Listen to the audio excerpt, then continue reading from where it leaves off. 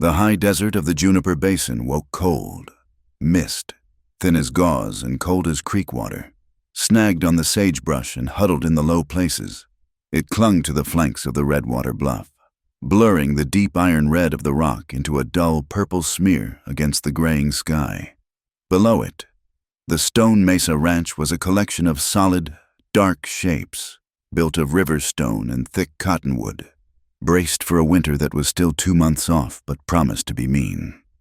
Ephraim Cole had been moving since before the light. He stood for a moment on the porch of the main house, running a hand over the rough stubble on his jaw.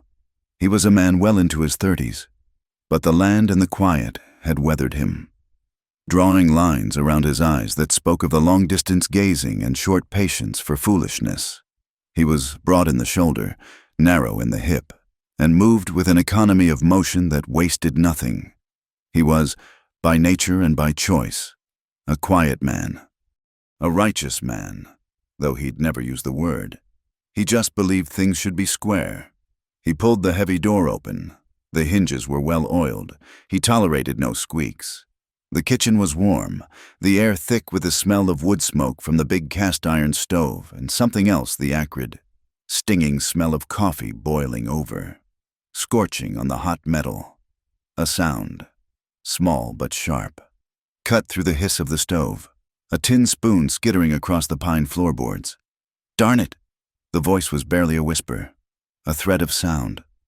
Lark Delaney was frozen, her back to him. She was new, barely 2 months at the ranch, hired to cook and clean now that old Horace's rheumatism kept him mostly to the stables. She was young, maybe 20 or 22, and had the same quiet manner as Ephraim, though his was born of confidence. And hers, he was beginning to see, was born of something else. She bent to retrieve the spoon, and a sharp, hitched breath escaped her. It wasn't a sigh of frustration. It was a gasp of pure pain. Ephraim didn't speak. He watched. She pushed herself upright, one hand gripping the edge of the kitchen counter so hard her knuckles went white. She was limping. It wasn't the first time he'd seen it, but it was the worst. This wasn't the awkward step of a sprained ankle or a boot that rubbed.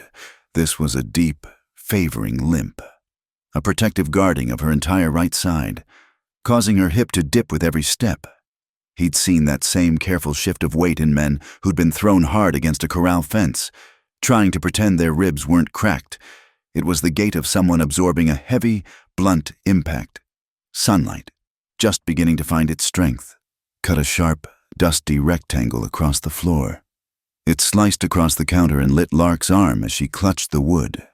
Her sleeve, damp from washing, had ridden up an inch, just above the delicate bone of her wrist. Spreading up onto her forearm was a mark. In the harsh morning light, it was a sickening map of old trouble, a greenish-yellow stain, bruised purple at the center.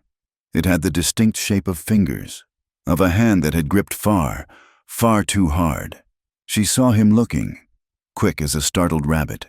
She yanked the sleeve down, covering the mark, but the image was already burned into Ephraim's mind. The silence in the kitchen became immense. It was heavier than wet canvas.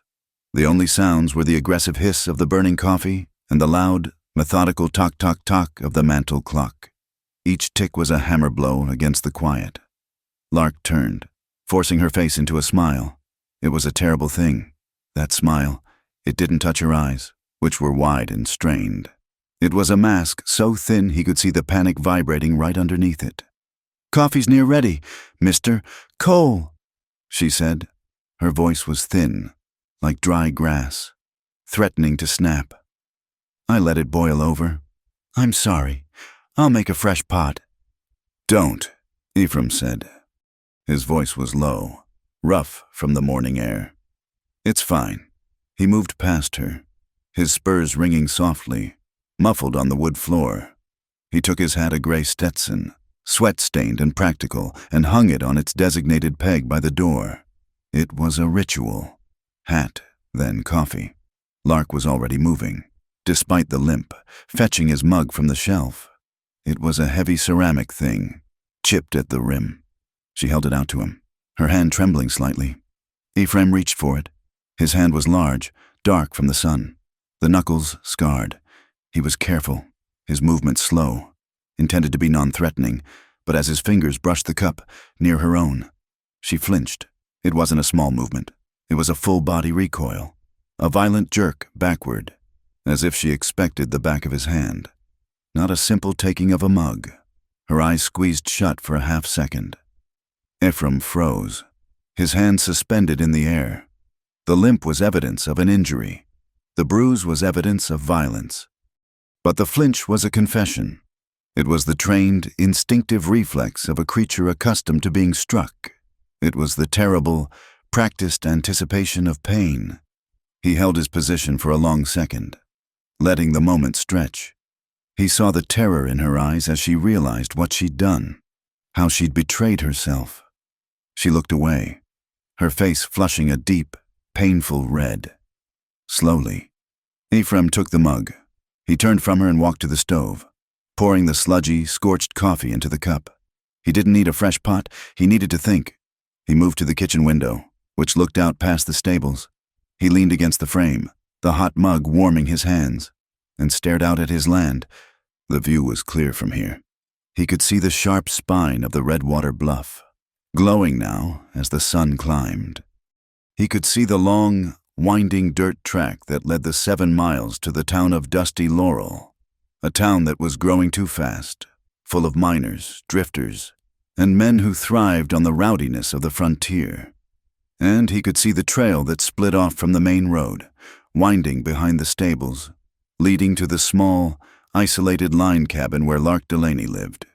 It was set back, tucked away in a grove of cottonwoods. Out of sight of the main house and the bunkhouse, it was private. It was hidden. Ephraim's mind, usually as calm and steady as the high plains, began to move, shifting gears from quiet indifference to a cold, sharp-edged alarm.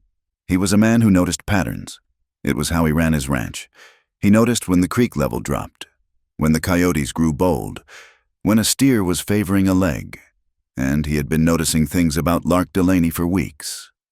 He'd dismissed them, chalked them up to a young woman being new to the territory, new to the isolation. He remembered, 3 weeks back, finding a stack of plates shattered on the floor. She'd been scrubbing them. She said, and her hands were slick with soap. She'd been near tears, terrified he'd dock her pay. He'd just told her to get the broom. He'd noted the tremor in her hands. He remembered, a week after that, seeing her by the woodpile, wearing one of his old, oversized jackets. It was a warm afternoon. She'd explained she was cold, but she'd kept her face turned from him. He'd caught a glimpse of a dark shadow on her cheekbone, which she'd hidden with her hair, and the limp. It had been faint at first, a stiffness she'd blamed on a twisted ankle stepping out of the cabin. But it hadn't gotten better. It had gotten worse. Now, today, the spoon, the grimace of deep pain, the unmistakable, ugly, finger-shaped bruise on her wrist, and worst of all, the flinch. Ephraim took a sip of the bitter, burnt coffee. It tasted like ash. He looked back out the window, his gaze fixed on that isolated cabin. He watched the path leading from Dusty Laurel. He thought of the men in that town, the miners, the drifters, the law. His mind settled on a specific image, a man with a silver star and a lazy smile, a man who rode a fine gray dapple and who always seemed to be where he wasn't needed. Ephraim Cole stood there for a long time, the clock ticking behind him, the sun rising over the bluff.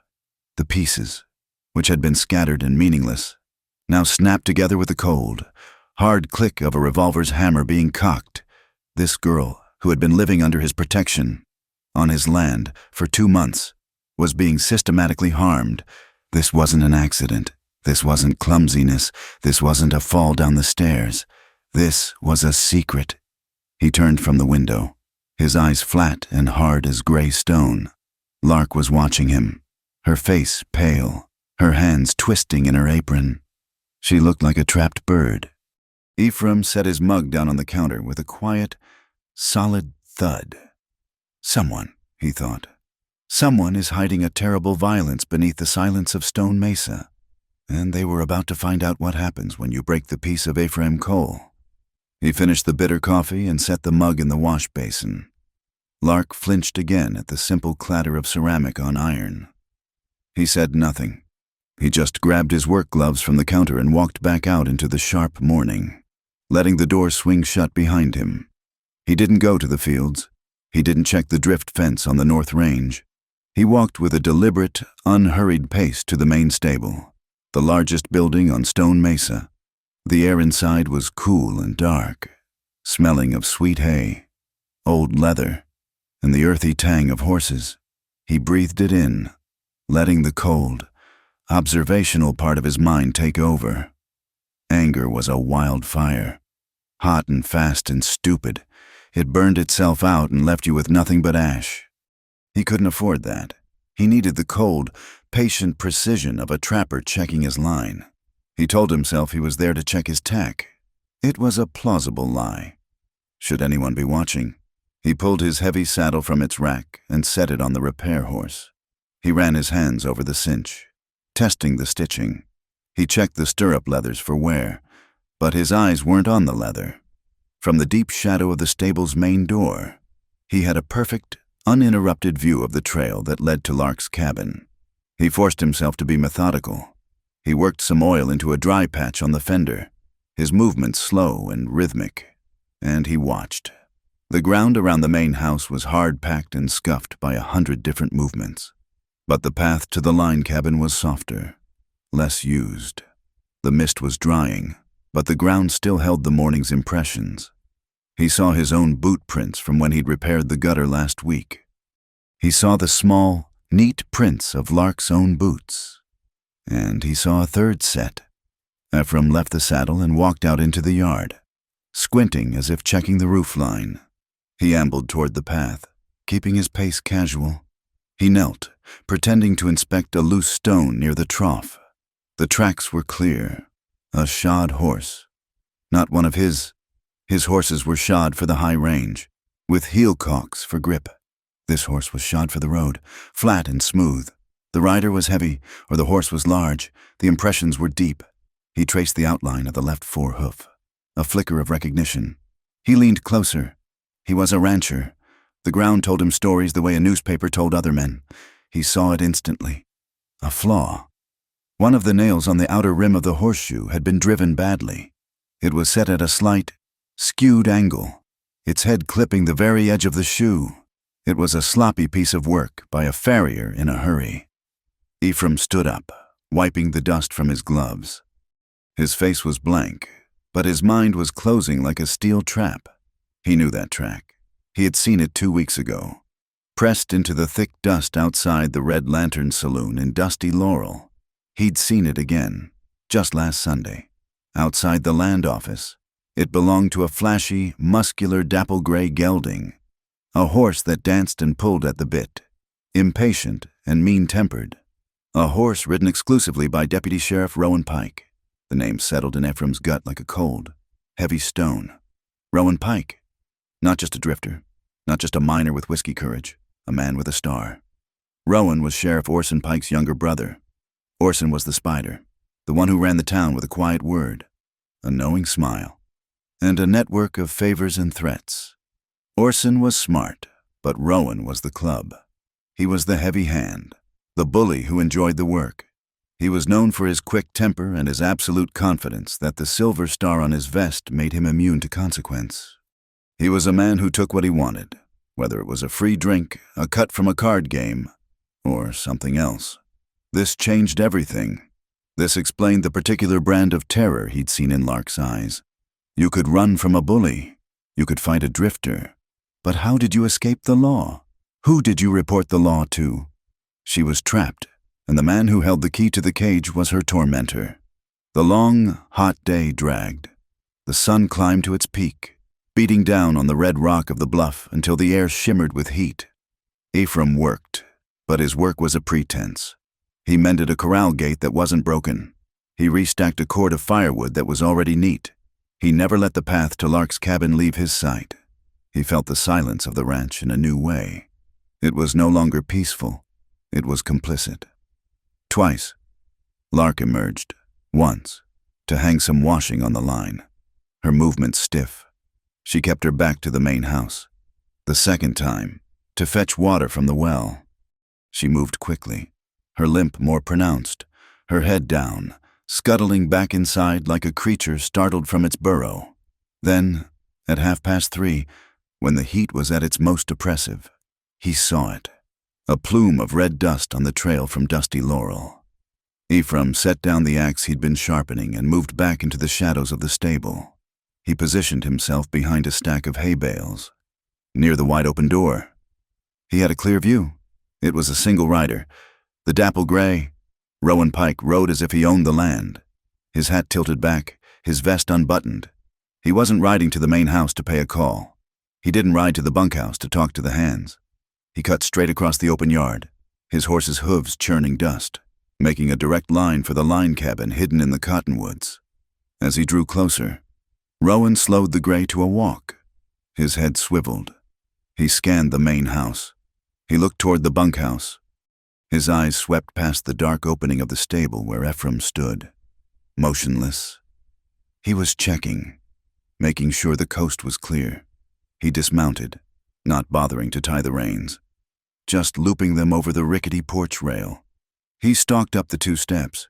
He didn't knock with his knuckles, like a visitor. He struck the door 3 times, hard, with the back of his gloved fist. Thump, thump, thump. It was not a request. It was a summons. The door opened instantly. So fast, she must have been standing right behind it, waiting, braced for the sound. Lark stood in the shadowed rectangle of the doorway. Ephraim could see her silhouette. She didn't move to let him in. She just stood there, frozen. Rowan didn't wait for an invitation. He put his shoulder down and shoved. He didn't just walk past her. He walked through her, pushing her backward into the cabin's dark interior. He invaded the space, the door, kicked shut by Rowan's boot, slammed with a dull, final thud. Silence. Ephraim's muscles coiled. His right hand twitched, moving instinctively toward the Colt holstered on his hip.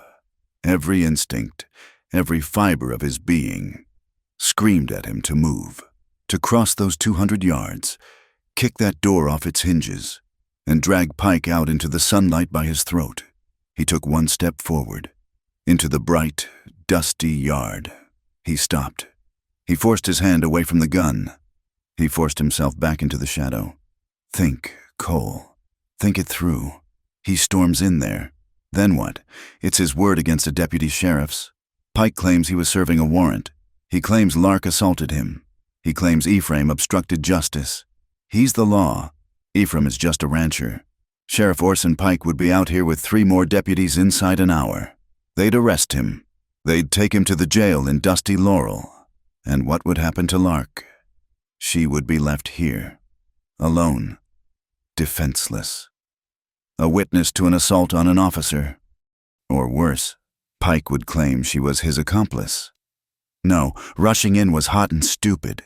It was what Rowan would do. It wouldn't save her. It would only make her situation more dangerous. It would make him powerless to help. He needed proof. He needed leverage. He needed a witness. And right now, he was the only one. He had to stay. He had to watch. The decision felt like swallowing broken glass. He retreated deeper into the barn, the smell of hay choking him, and he began to wait. This was the hardest part. He forced himself to be still, to observe, to file away the details. The ranch was eerily quiet, simmering in the late afternoon heat. Even the birds were silent. He needed to measure the time. He couldn't risk pulling out his pocket watch. The flash of sun on metal might betray him. He fixed his gaze on a single, sharp beam of sunlight that lanced through a knothole in the stable's west wall. It painted a perfect, bright circle on the dark, packed earth floor. He watched the circle. It was his clock. He measured its slow, relentless crawl across the floor. He marked its starting point against a crack in the wood, a hand's breadth. That was 5 minutes. The circle moved 1 hand's breadth. 5 minutes. Silence from the cabin. The circle crept forward. 10 minutes. A sound. A voice, raised, muffled by the thick cabin walls. But the tone was sharp, angry. Rowan's. He couldn't make out the words, only the percussive, aggressive rhythm of them. The circle moved again. 15 minutes. He heard a scraping sound, like a chair being dragged or kicked across the floor. A muffled crack, like a piece of wood striking wood, or striking something softer. Ephraim's jaw ached. He was grinding his teeth so hard he tasted dust. The circle moved. 20 minutes. The silence that followed the scraping sound was worse than the noise. It was a dead, heavy void. 21, 22, 23 minutes. The cabin door flew open. It banged hard against the exterior wall. The wood shuddering, Rowan Pike appeared. He stood on the small porch, framed by the darkness behind him. He stood there for a long moment, tugging his gun belt straight, settling it on his hips. He yanked the bottom of his vest down with a sharp, impatient tug. He ran a hand through his hair, resettled his hat. He looked. Ephraim thought with a surge of cold hatred. Satisfied? Pleased? He turned his head and spat a stream of tobacco juice into the dust by the steps. He strode to his horse, unlooped the reins, and swung himself up into the saddle, and he began to whistle. A jaunty, off-key tune, a drinking song from the Red Lantern. The sound of it, the absolute, arrogant unconcern, cut through the quiet air. He spurred the dapple gray, a casual, cruel kick, and set the horse into a fast canter. He rode back across the yard, back toward the main trail, back toward dusty Laurel. He didn't look back once. Ephraim didn't move. He waited. He watched the red dust cloud from Rowan's horse hang in the air, then slowly begin to settle. He counted to 100, his voice a low, rough whisper in the darkness of the barn. Then she appeared. Lark Delaney materialized in the black rectangle of the cabin doorway. She didn't come out onto the porch. She just clung to the door frame, as if her legs wouldn't hold her.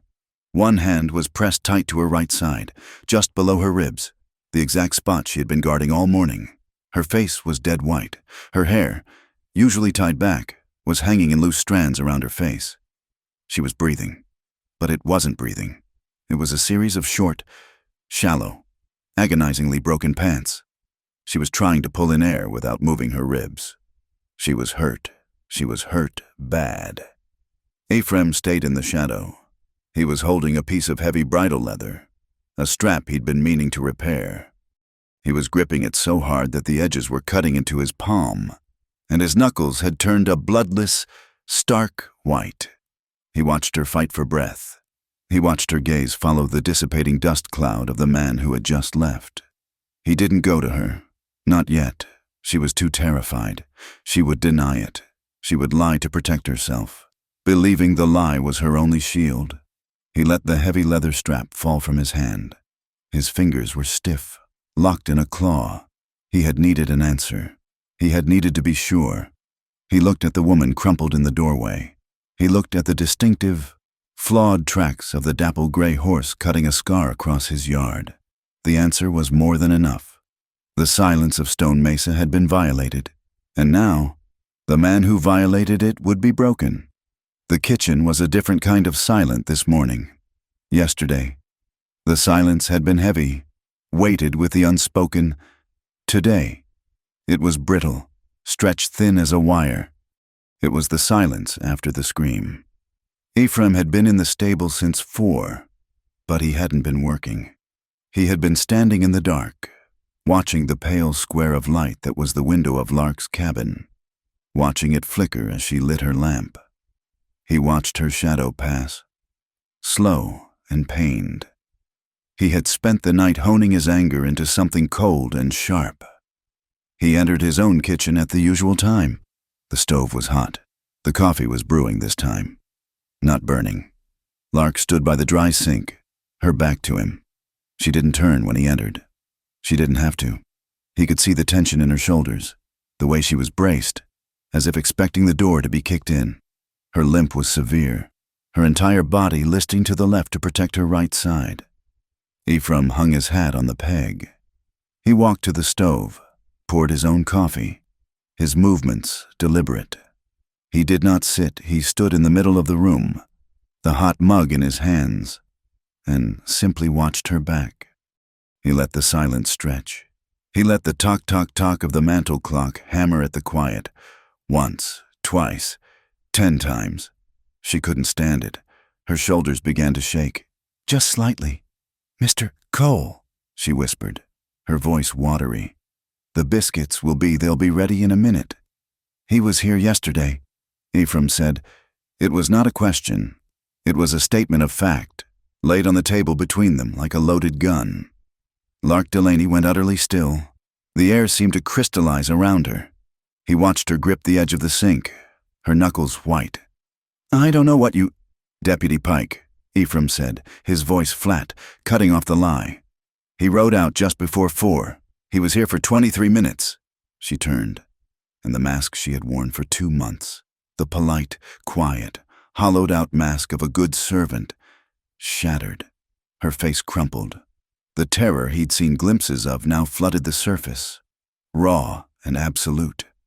Her eyes, wide and hunted, flew to the door, to the window, as if expecting Rowan to materialize from the sunlight. "Please," she choked out, a sound of pure desperation. "Please don't. You can't. He'll be angry." "He'll be angry," Ephraim repeated, his voice dangerously soft. "That's what you're afraid of. He'll think I told you. Oh God." She couldn't finish. A dry, racking sob tore through her, a sound of pure, bottomless despair. She collapsed onto the small wooden stool by the wall, burying her face in her hands. The dam of her silence, built of terror and shame, had just broken. Ephraim stood there. He did not move to comfort her. He was not a comforting man. He let her cry, knowing this had to come out, all of it. He watched, his face carved from stone, as her small body was racked by sobs that shook the very foundation of the room's quiet. After a long minute, he walked to the water bucket, dipped a clean tin cup, and filled it. He placed it on the table next to her, pushing it gently toward her shaking hands. She flinched at the sound, then looked at the cup through her tears. She grabbed it with both hands, drinking greedily, spilling water down her chin. The simple act seemed to steady her. Ephraim went back to his spot, leaning against the counter. "Tell me," he said. And she did. The story came out in broken pieces, a narrative fractured by fear. She wasn't from here. She was from back east, from Lowell. She'd worked in the textile mills since she was old enough to stand. Her days filled with the roar of the looms and the air so thick with cotton dust you'd cough it up white every night. She'd saved for 2 years, pennies at a time, to buy a train ticket west. She was running from the noise, from the poverty, from a life that was really just a slow death. Dusty Laurel was supposed to be a new start. She arrived with $3 and a small valise. She'd tried to get work at the hotel, the mercantile, anywhere, but the town was full of rough men, and she was a young woman, alone. Then she met Deputy Rowan Pike. "He was nice, at first," she whispered, her voice raw. "He was the law. He bought me a coffee at the diner, said the town was no place for a decent woman on her own. He said he would offer protection." Ephraim's jaw tightened. He knew that word. Protection. Rowan had found her this job. He'd ridden out, spoken to Ephraim himself. "She's a good girl. Cole, hard worker, just needs a safe place. I'm vouching for her." Ephraim had needed the help. He'd agreed. He hadn't realized he was inviting the fox to guard the hen house. "He put me out here," she said, gesturing to the isolation of the ranch. "He said it was safer, away from the town, safer." The protection had lasted less than a week. The visit started, first just to check on her. Then he brought a bottle. Then the protection came with a price. He'd made it clear that her job, her safety, her very presence in the Juniper Basin depended on her gratitude. "I tried to tell him no," she said, staring into the empty cup. "But he just laughed." She had tried to leave. 2 weeks ago. She'd packed her valise and walked the 7 miles to town. She went to the hotel, asking for a job. Any job. The clerk had been about to hire her. Then Sheriff Orson Pike had walked into the lobby. He just smiled at the clerk, touched the brim of his hat. "This one," he'd asked, gesturing to Lark. "That one's Rowan's. He's particular about her." The job had vanished. She tried the mercantile. The owner, Mr. Pritchard, saw her coming and put a no-help wanted sign in the window. The Pike name. It was a brand. She was their property. "He told me what happens to girls who aren't grateful," she said, her voice dropping so low Ephraim had to lean in to hear. "He said there's an old coal mine, Blackjack Canyon. Said there's a filled-in well. He said people disappear all the time. Lark, tumbleweeds, nobody asks." He smiled when he said it. She looked up, her eyes wide with a cold, clear terror. "He said he's done it before." Ephraim pushed himself off the counter. The pieces were all there. The isolation, the power, the threat. "He hurt you yesterday," Ephraim said. She nodded, a tiny, miserable movement. "He hurts you every time he comes." She flinched, as if he'd struck her. "He gets angry.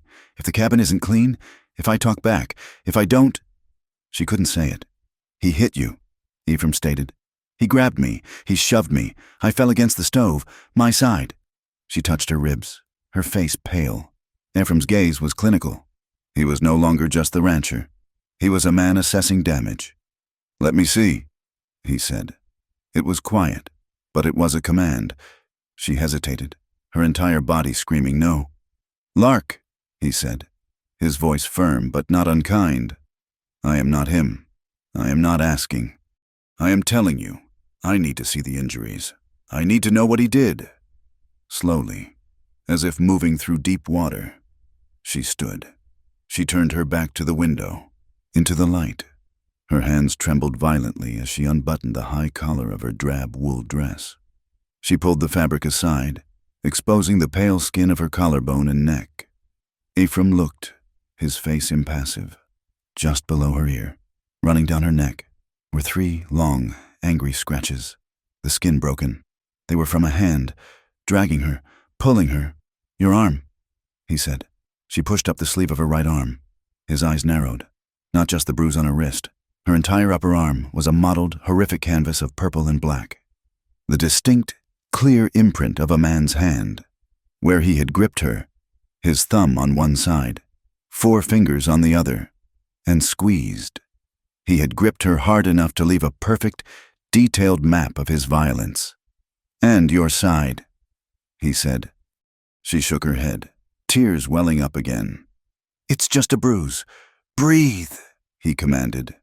"A deep breath." Lark tried. She drew in a sharp, shallow gasp, and her eyes squeezed shut, a low moan escaping her. She couldn't do it.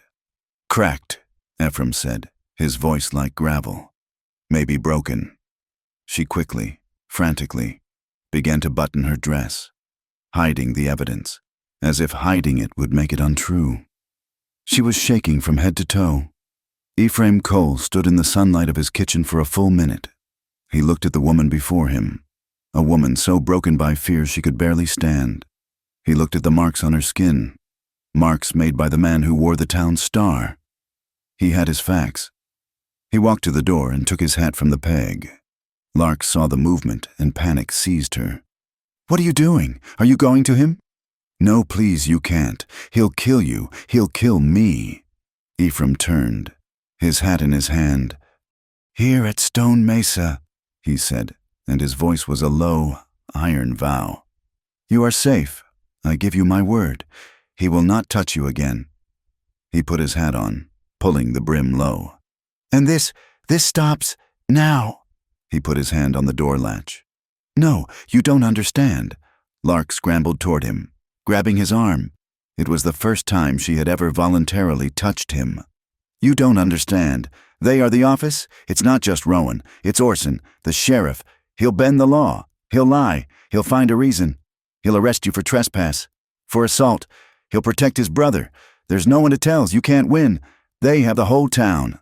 Ephraim looked down at her small hand, white-knuckled on his sleeve. He didn't pull away. He simply covered her hand with his own, his large, calloused fingers dwarfing hers. He held it for a second, then gently removed it from his arm. He looked her straight in the eye.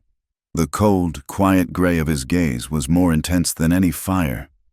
"I don't intend to argue," he said, "and I'm not going to the sheriff." "Then what?" "I bring facts," Ephraim said, "and I bring witnesses." He opened the door and stepped out into the bright, unforgiving sunlight. He didn't look back. He knew what he had to do. The time for watching was over. The time for building a cage of his own had begun. Ephraim didn't ride to the sheriff's office. He didn't go to the saloon for a drink to steal his nerves. He rode his big bay gelding into dusty Laurel at a steady, ground-eating walk. His face set in the same impassive lines he wore when judging cattle or reading A Winter Storm. Lark was right. You couldn't fight the law with anger. You couldn't fight a man like Orson Pike with a single, uncorroborated story. You had to build a case. You had to build a wall. Brick by brick, fact by fact, until it was too high to climb and too solid to push over. His first stop was a small, neat, clapboard house on the edge of town, set back from the dust of the main street. A simple, painted sign hung from the porch, Maid Duval, M.D. Physician-surgeon. Dr. Maid Duval was a woman in her late 60s, with iron-gray hair pulled back in a severe bun and eyes so sharp they seemed to take a man apart, piece by piece, before he'd even spoken. She had served as a field surgeon in the war, setting bones and digging out bullets, and she feared neither God nor man, least of all the Pike brothers. She was on her porch, smoking a thin cheroot, a habit she'd picked up in the army. She watched Ephraim dismount. "Cole." She nodded, her voice raspy. "You don't look sick. One of your men?" "No, ma'am," Ephraim said, standing at the bottom of the steps, hat in hand. "It's my new cook, Lark Delaney. She had a bad fall, down the cabin steps." Maid Duval took a long, slow draw from the cheroot. She blew a plume of smoke, which the wind snatched away. "A fall," she repeated, her eyes narrowing. "That's what you're calling it. That's what I'm calling it." Ephraim said quietly, "I'd take it as a personal and professional favor if you'd ride out to Stone Mesa, to document the injuries, for my own records, in case she needs time to recover." The doctor looked at him for a long, silent moment. She knew the dance. She knew the codes of a town where some things couldn't be said aloud. She looked past him, toward the sheriff's office, its false front looming at the end of the street. "You're a careful man, Ephraim Cole," she said. "Most just want a man patched. You want paper. Paper's permanent." She crushed the cheroot under her boot. "I'll be out within the hour. Have her in the main house, and have good light. I don't like to squint." She came an hour later. Ephraim had brought Lark from the cabin to the main kitchen, a story he'd fabricated about needing a full examination for the ranch's liability. Lark was trembling, her face pale as flour, convinced this was some kind of trick. Dr. Duval was not gentle, but she was thorough. She was a woman of science, and to her, the body was a map of facts. "Sit, girl. Ephraim. Hold that lamp steady." She had Lark unbutton the high collar. Scratches, fingernail marks. By the look, dragged. She had her push up the sleeve. Mael whistled, a low, tuneless sound. "Well, that's no fall." She touched the mottled, finger-shaped bruise on Lark's upper arm. Her touch surprisingly light, clinical. "That's a grip. Right-handed man. Strong. He held her here." Her fingers traced the thumb mark. "And his fingers here. He squeezed hard enough to break the capillaries clean through." She moved to her ribs. "Breathe in." Lark gasped and cried out. "Again." Lark sobbed. "Cracked," Duval pronounced. "At least 2, 7th, maybe 8th. She fell on a stove. You said—" Lark nodded, eyes wide. "She was pushed onto a stove. More like—" Duval opened her black leather bag. She didn't just write notes. She pulled out a small, leather-bound book with anatomical diagrams of a human figure. She turned to a fresh page. With a steady hand, she began to sketch. She drew the shape and location of every bruise, every scratch, She used a special, deep blue ink, one she mixed herself with gallnuts and iron, a formula that would bite into the paper and never fade. Beside each drawing, she made notes, her script sharp and clear. Contusion, right bicep, shape consistent with manual grip, abrasions. Left neck, consistent with dragging force, palpable crepitus. Right lower rib cage, consistent with blunt force trauma. She noted the pain on a scale of 1 to 5. She dated the top of the page with a firm hand. October 5th, 1881. When she was done, she tore the pages out, signed the bottom with a flourish, and handed them to Ephraim. "Here is your record, Mr. Cole. That's a medical certificate. It is my sworn testimony as a physician." She turned to Lark, her voice softening for the first time. "Child, you'll favor those ribs for 6 weeks. No heavy lifting. I'll leave you some laudanum for the pain, but use it sparingly. The pain is a reminder." Ephraim's next stop was the Territorial Hotel. He found Ira Bell in the dining room, reading a day-old paper from Santa Fe. Bell was a lawyer, but not a rich one.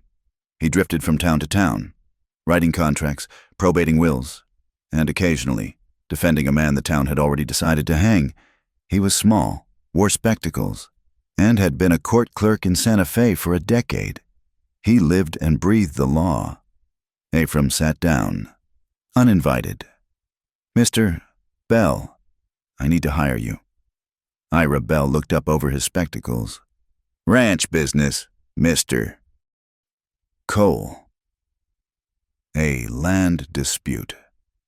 "A legal one," Ephraim said. He slid the folded papers from Dr. Duval across the table. "I have a witness to a repeated aggravated assault. I need a deposition, a sworn affidavit." Bell read the medical report. His eyebrows climbed. "My God," he whispered. "This is clinical. Who is the victim?" "My cook." "And the accused?" Ephraim leaned in. "Deputy Sheriff Rowan Pike." Ira Bell's face went pale. He closed the papers and pushed them back.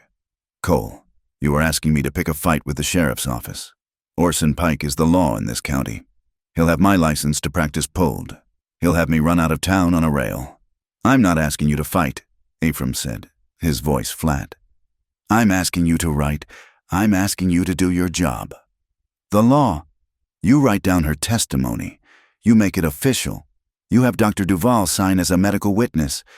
It's just paper, but it's true." Bell wrestled with it. He looked at the report again. He was a man of the law, and this was a rot. "A sworn affidavit," he mused. "Witnessed by a physician, yes, that is a powerful weapon, if it's used correctly. If it doesn't get you or her buried first." He sighed, a man defeated by his own conscience. "I'll do it, after dark, at your ranch. No one can see me coming." That night, in the lamplight of Ephraim's kitchen, the trap's first hinges were forged. Ira Bell sat with Lark, his questions gentle but precise. "Tell me exactly what he said. Tell me the dates. Tell me about Blackjack Canyon." Lark's voice was a whisper, but it was steady. She told him everything. The mill, the protection, the threats, the name of the old mine. Bell wrote, his pen scratching, filling page after page. When it was done, Lark signed it, her hand shaking. Dr. Duval, who had ridden back out, signed as witness to the medical facts. Ephraim signed as witness to her testimony and her state of employment. Bell notarized it with his traveling seal. He made a clean, identical copy by hand. "One for you." He gave a packet to Ephraim.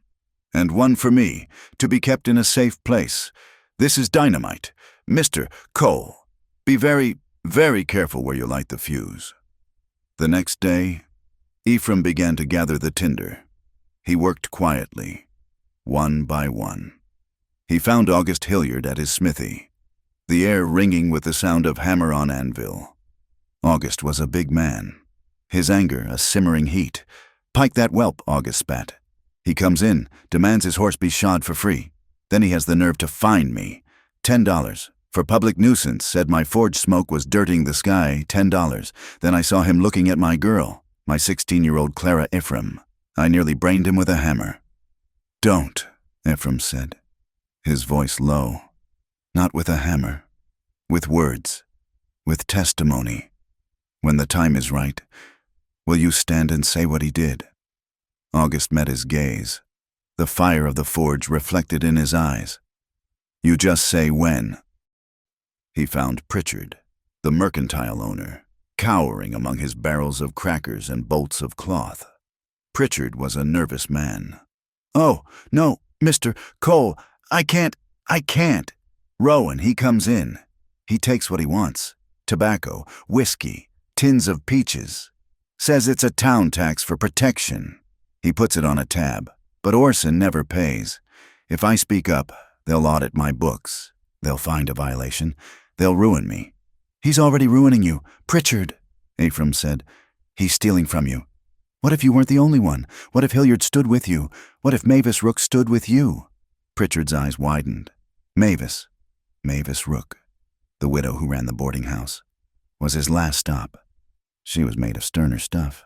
That little rat, she snapped, wringing a sheet. He took my best room for a week. Had a card game. Broke my good mirror from St. Louis. Refused to pay a cent. Said I was lucky he didn't arrest me for running a gambling den. I'll speak. I'll shout it from the rooftop. It's time someone muzzled the Pike's mad dog. He had his witnesses. Now he needed the proof. A traveling photographer had set up his wagon near the land office. Ephraim approached him, not as a crusader, but as a customer.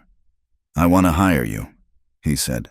I want a photograph of my ranch, a landscape, with the Redwater Bluff in the background. The photographer, a man named Silas, was happy for the business. He brought his wagon and his heavy tripod-mounted box camera out to Stone Mesa. Ephraim paid him, and as Silas was packing up, Ephraim pointed to the stable. You know, the light coming through that stable door is something special. I've got a mind to try a picture myself. He borrowed the camera and a single prepared wet plate for half an hour, paying the man an extra $2 for his trouble. He didn't aim at the light.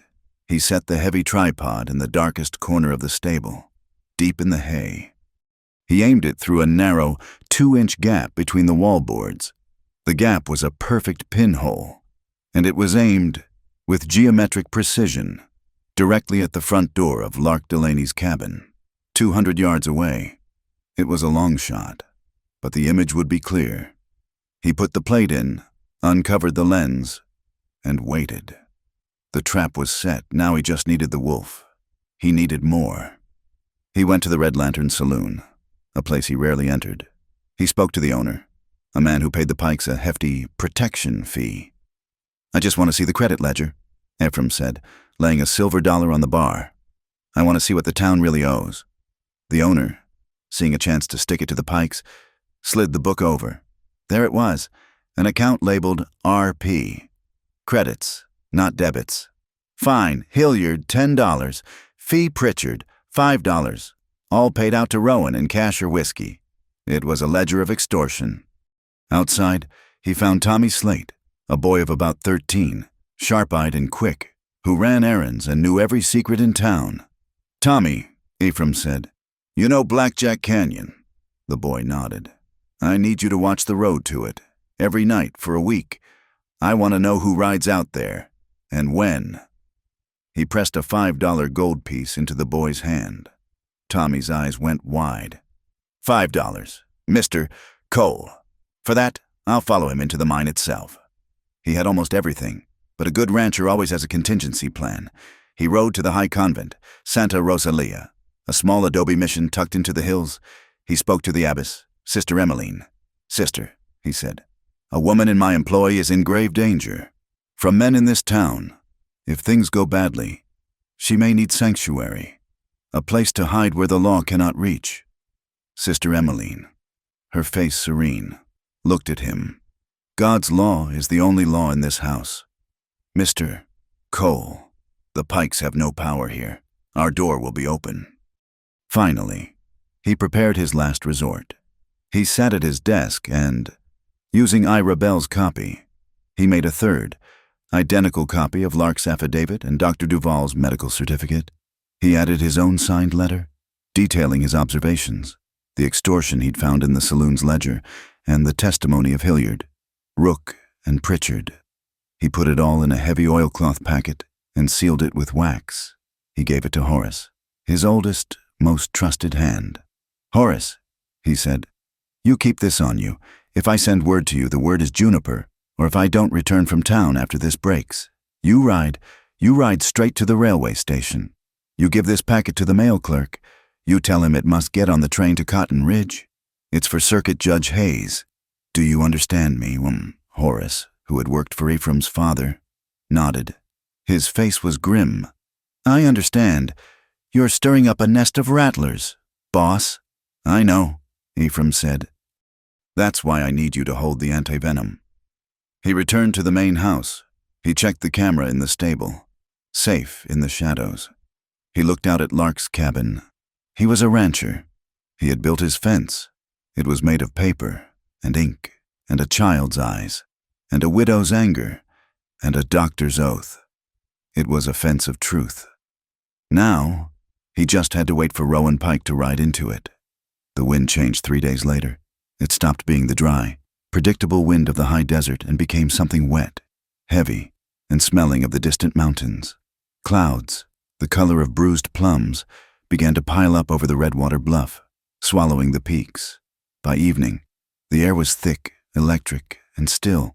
It was the first big storm of the season. Ephraim stood in the shadows of the stable, his senses alive.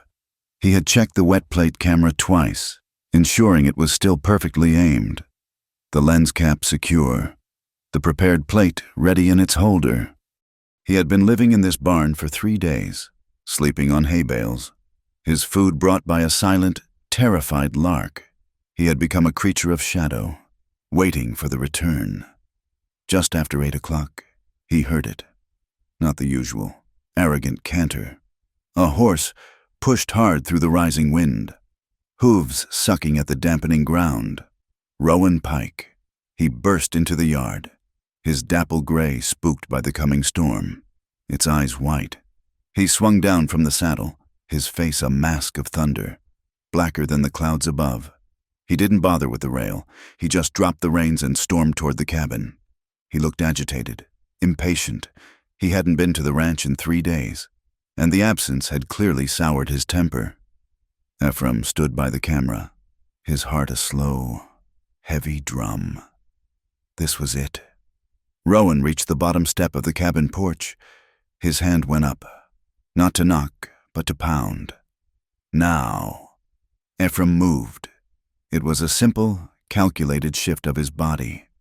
He stepped from the deep shadow into the lighter gray of the stable's opening. He didn't show himself. He just let his silhouette, tall and broad, blot out the dim light for a half-second. Rowan caught the movement. From the corner of his eye, he saw a shape move in the main stable. His head snapped around. "Who's there?" he yelled, his hand dropping to his gun. "Lark, you got someone in there." He squinted into the darkness of the stable. He saw nothing but black. "You hiding someone? Girl!" he roared at the closed door. This was the rage Ephraim had been counting on. The paranoia, the arrogance of a man who believed she was his property. Rowan turned back to the door. He didn't knock. He drew back his heavy boot and kicked the door. Just below the latch, the wood splintered. The door flew inward, crashing against the cabin's small table. "I asked you a question," he bellowed, charging into the darkness of the cabin, in the stable. Ephraim's hand moved like a snake. He pulled the cap from the camera lens. He was shooting blind, relying on his aim, praying for enough light. The inside of the cabin was dark. The scene was just shadows against shadows. He needed Krakoom. The sky tore open. A jagged, brilliant fork of lightning struck the ridge of the Redwater Bluff. And, for one, blinding, apocalyptic second. The entire ranch was illuminated in a stark, white negative flash. It was brighter than day. The light flooded the stable, lanced through the pinhole gap. It perfectly illuminated the cabin porch and the figure frozen in the doorway. It was a perfect, accidental exposure. In that single, frozen moment, the camera captured it all, the shattered door, the splintered frame, and Rowan Pike. Halfway across the threshold, his body coiled, his face a perfect picture of contorted, violent rage. His hand raised. The world plunged back into darkness, the crack of thunder rolling in a half-second later, shaking the very ground. Ephraim capped the lens. His hand was shaking, but not from fear. From triumph. He had it. He had the wolf in the trap. He waited. He listened to the muffled sounds from the cabin, Rowan's angry, indistinct shouts. A sound of something heavy falling. Lark's terrified, pleading voice. The first fat drops of rain began to pound the tin roof of the stable. It was 10 minutes later when his second piece of luck arrived. Tommy Slate, soaked to the skin, crawled into the stable from the back, moving like a shadow. He was breathless. "Mr. Cole," he whispered, his eyes wide. "Mr. Cole, I seen him." "Rowan," Ephraim whispered back, his eyes still fixed on the cabin.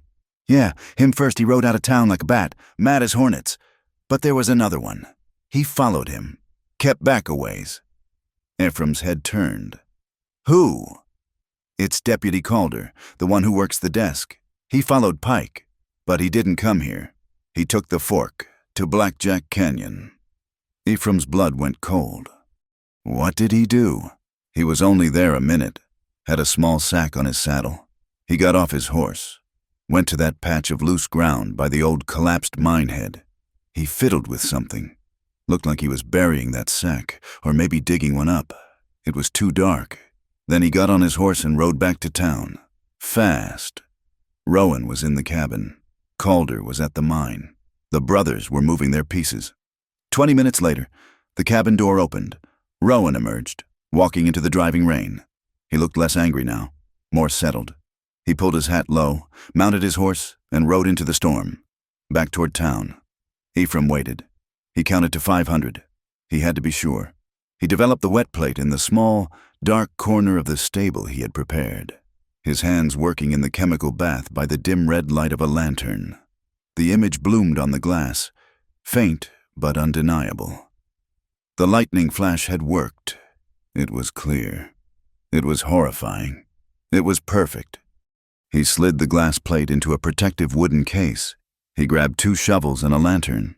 He went to the main house and found Lark, huddled by the cold stove, her face bruised on the cheekbone, her lip split. "He saw your shadow," she whispered, shaking. "He was so angry." "I know," Ephraim said, his voice gentle. He handed her his heavy oilcloth slicker. "Put this on." "Where are we going?" "Blackjack Canyon," he said. "The rain will wash away our tracks." The ride was a nightmare. The wind howled, and the rain came in horizontal sheets. Blackjack Canyon was a desolate, ugly gash in the earth, littered with the bones of a dead mining operation. Tommy had been precise. By the collapsed adit, where the ground is soft. They found it. The earth was freshly disturbed. "Stand back," Ephraim told Lark, handing her the lantern. "And hold it high." He didn't dig like a man burying a body. He dug like an archaeologist, carefully, shaving off the wet earth, layer by layer. The first shovelful of soft mud. He hit something, not the sack Tommy had seen, something else. He knelt, sifting the cold mud with his bare hands. His fingers brushed against something delicate. Lace. He pulled it out. It was a woman's handkerchief, fine linen, caked in mud. In the corner, embroidered in what had been blue thread, were 2 initials, E.C. Ephraim. Lark's voice was a trembling thread in the wind. He kept digging. His fingers hit something hard, a small, round object. He pulled it free. It was a silver locket, tarnished and dented. The chain was broken. He forced the clasp with his thumbnail. It was full of mud. The picture inside was long gone, rotted away. "Mr. Cole, please," Lark begged. "Let's go. This is a grave." "Not yet," he said. He scraped one more time. He found a piece of what looked like rotted leather. It was the cover of a small book, a diary or a ledger. Most of it was gone, but the front was stiff, preserved by the chemicals used to tan it. And then, next to it, His fingers brushed something small, hard, and smooth. He pulled it out and held it up to the lantern. It was small, yellowish white, and perfectly, unmistakably shaped. Lark screamed. It was a short, sharp sound, stolen by the wind. It was a bone, the small, delicate bone from the end of a human finger. The next morning, Ephraim, looking haggard but clean-shaven, rode into town. He didn't go to the sheriff. He went straight to Maid Duval's house. He laid the 3 items on her examination table: the handkerchief, the locket, the bone. Mael looked at them. She picked up the muddy handkerchief. She rubbed the initials. Her face, usually so stern, went slack with a sudden, deep sadness. "Elsie Crane," she whispered. I'd know this anywhere. Her mother embroidered a dozen of these for her. Elsie Crane. She worked at the diner. A sweet girl, pretty, laughed all the time. What happened to her? Ephraim asked, though he already knew. Vanished, Mael said, her voice turning hard. About a year ago, just gone. Rowan Pike was sweet on her, but she wouldn't have him. Then, one day, she just didn't show up for work. Sheriff Orson put it about that she'd run off with a gambler from Cotton Ridge. Her mother never believed it. Died 6 months later. They said of consumption, I say of a broken heart. Her eyes went to the small, clean bone on the table. She picked it up. She held it to the light. You're a rancher, Cole. You know animal bone. This, she said, her voice dropping, is human. A distal phalanx, from a hand, given the size a young woman's. She looked at him, her sharp eyes seeing everything. Blackjack Canyon. Ephraim nodded. The whispers started an hour later. They moved through dusty Laurel like the wind, too quiet to trace, but impossible to ignore. Ephraim Cole was at Dr. Duval's. He had a box. He had things. Someone said they saw him ride out toward Blackjack Canyon. In the storm. Blackjack, isn't that where Elsie Crane? Remember Elsie Crane? The town's fear of the Pikes was a solid, cold thing. But now, it had a new companion, a hot, righteous, and dangerous curiosity. That afternoon, Ephraim gathered his community. He called Auguste Hilliard from his forge, Mavis Rook from her boarding house, and a trembling Mr. Pritchard from the mercantile. He brought them to Ira Bell's hotel room. On the table sat a small wooden box. Inside, resting on clean cotton, were the handkerchief, the locket, and the notebook cover. The bone was wrapped separately. This is the body of evidence, Ephraim said. It's not just about Lark. It's about Elsie Crane. It's about how long this has gone on. He melted a stick of red sealing wax, dripping it over the lid of the box, sealing it shut. I need witnesses, he said. This is a chain of custody. I need you to seal it. He looked at August. The big blacksmith nodded and pressed his broad, calloused thumb into the hot wax. A perfect world print. He looked at Mavis.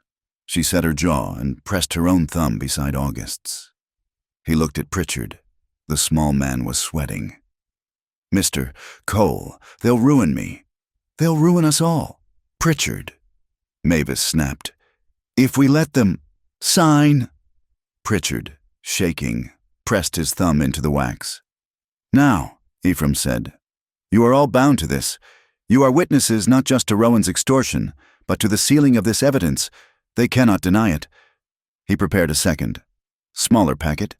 It contained a single sheet of paper. It was a letter to Judge Hayes in Cotton Ridge, delivered by Horace to the railroad mail clerk. It detailed the discovery at Blackjack Canyon.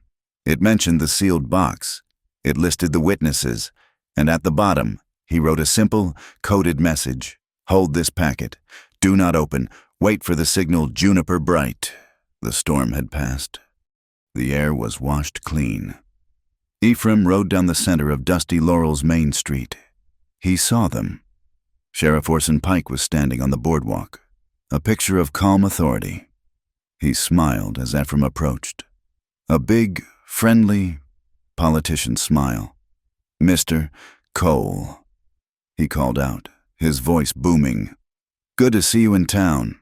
Heard you had Dr. Duval ride out to your place. A ranch hand took a tumble. I do hope she's mending properly. It was a clear, cold message. "I know. I'm watching you." Ephraim just touched the brim of his hat. "She'll be fine. Sheriff, thank you for your concern." As he rode past, he saw Rowan Pike. The deputy was leaning against a support post, whittling a piece of wood. He didn't look up as Ephraim approached, but as Ephraim drew level, Rowan's knife stopped. He raised his head, and his eyes cold, flat, and full of a reptile's malice locked with Ephraim's. Rowan didn't smile. He didn't speak. He just stared. It was a promise. Ephraim held the stare. He didn't waver. He didn't look away. He held it for 1, 2, 3 seconds. Then he nodded, once, and rode on. The storm was about to break. That night, in the Stone Mesa kitchen, Lark Delaney stood alone. The lamp was lit. The cabin was repaired. Ephraim having fixed the door himself, she was no longer huddled by the stove. She stood in the center of the room, her hands at her sides. She closed her eyes. She took a deep breath, the way Dr. Duval had shown her. She winced as her cracked ribs protested, but she held the breath. She let it out, slow and steady. She opened her eyes. She looked at the stove, the site of her pain. Then she looked at the door, the site of her prison. She took a single step. She focused, planting her foot firmly, forcing her hip to stay level, ignoring the deep ache. She took another step. It was not a limp. It was a walk. She was reclaiming her body.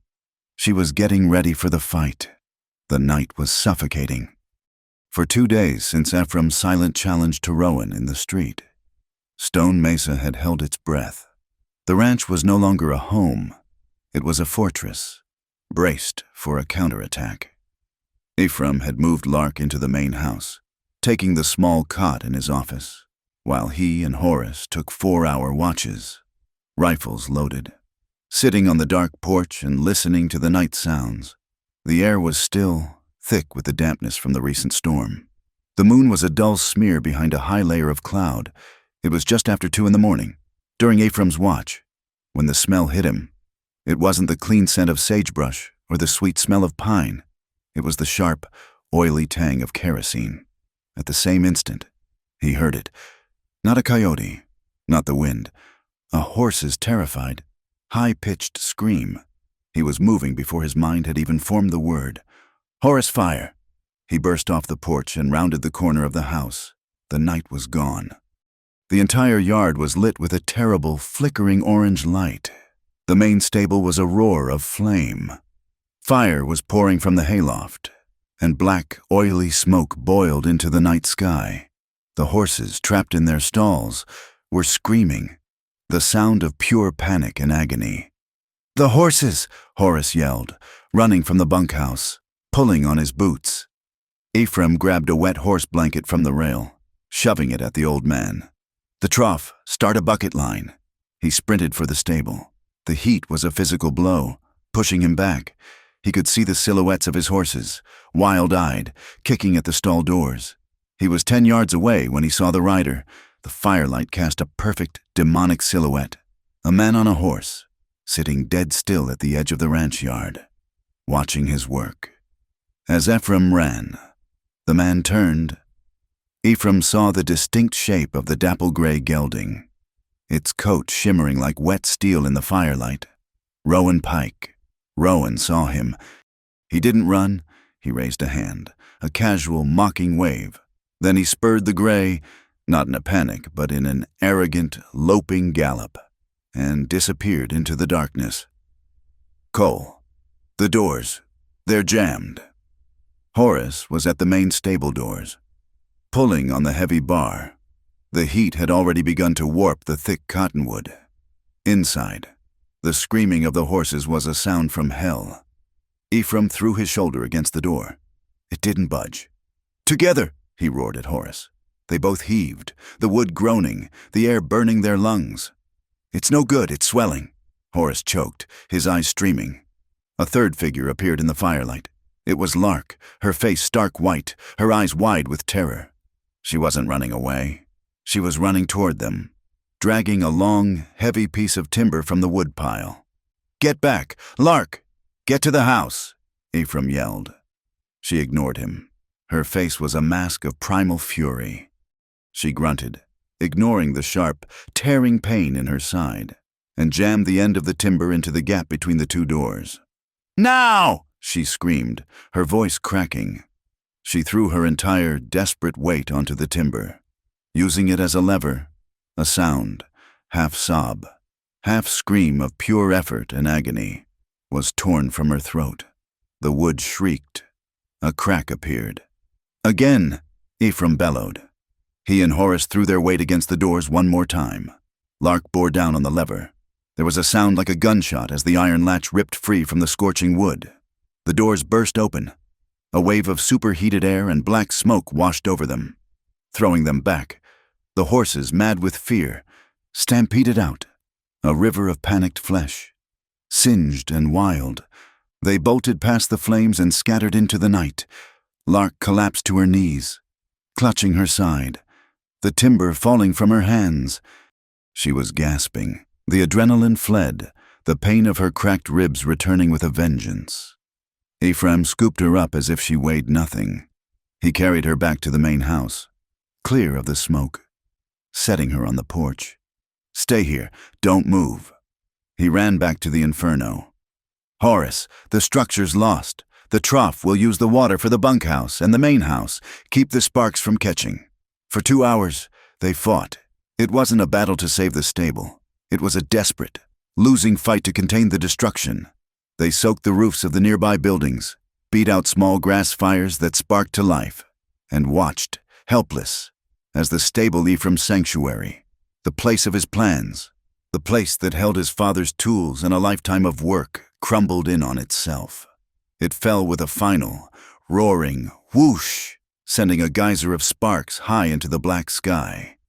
And then, silence. A ringing, smoking silence, broken only by the crackle of cooling embers and the distant, panicked whinnying of the scattered horses. Dawn came, gray and foul. The air stank of wet ash, burnt leather, and dead dreams. The stable was a black, smoking rectangle carved into the land. Lark was inside, asleep from exhaustion and laudanum. Horace was slumped against the well, his face black with soot. Ephraim was walking. He walked the perimeter of the smoking ruin. He was a trapper, reading the signs. The arrogance of the attack was its weakness. He found the kerosene can tossed in the sagebrush, 50 yards away. He followed the tracks, the dapple gray, the flawed left-fore shoe pressed deep and clear into the damp earth. A perfect signature. Rowan had dismounted here, just out of sight, and carried the can. Ephraim knelt, his eyes scanning the ash-covered ground. Near the track, something glinted, a tiny speck of brass. He picked it up. It was still warm to the touch. He wiped the soot from it on his pant leg. A spent cartridge, a big one, .44 caliber. He turned it over in his fingers, and he saw it, scratched into the primer cap. Crude but deliberate, was a single letter. R. He remembered Rowan Pike in the Red Lantern, 6 months ago, bragging to a crowd of miners about his new, custom-ordered Colt. "Even got my mark on the cartridges," he'd slurred, holding one up. "A little R on the cap, so they know who sent him." Ephraim's fist closed around the casing.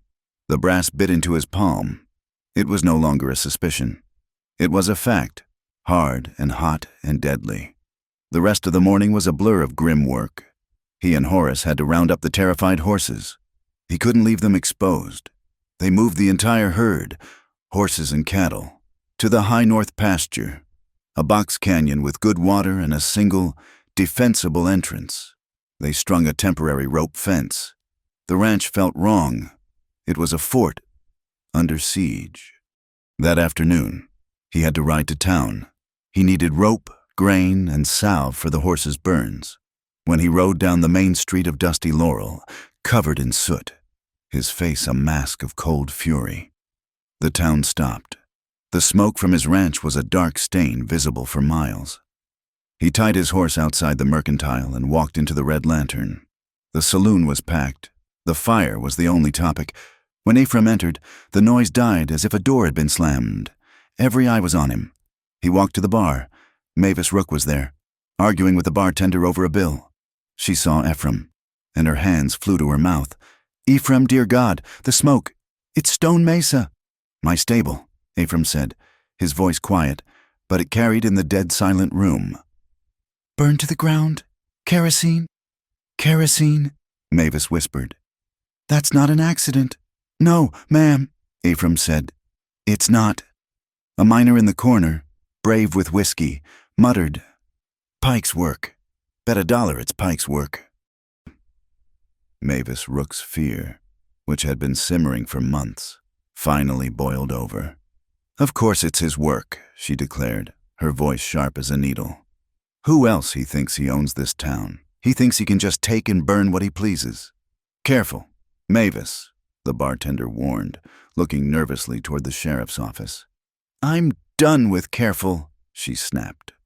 "We all know about that dapple gray horse he rides, the one with the bad shoe." Ephraim felt the air in the room change. It became thin, electric. "I remember," Mavis said, her voice rising.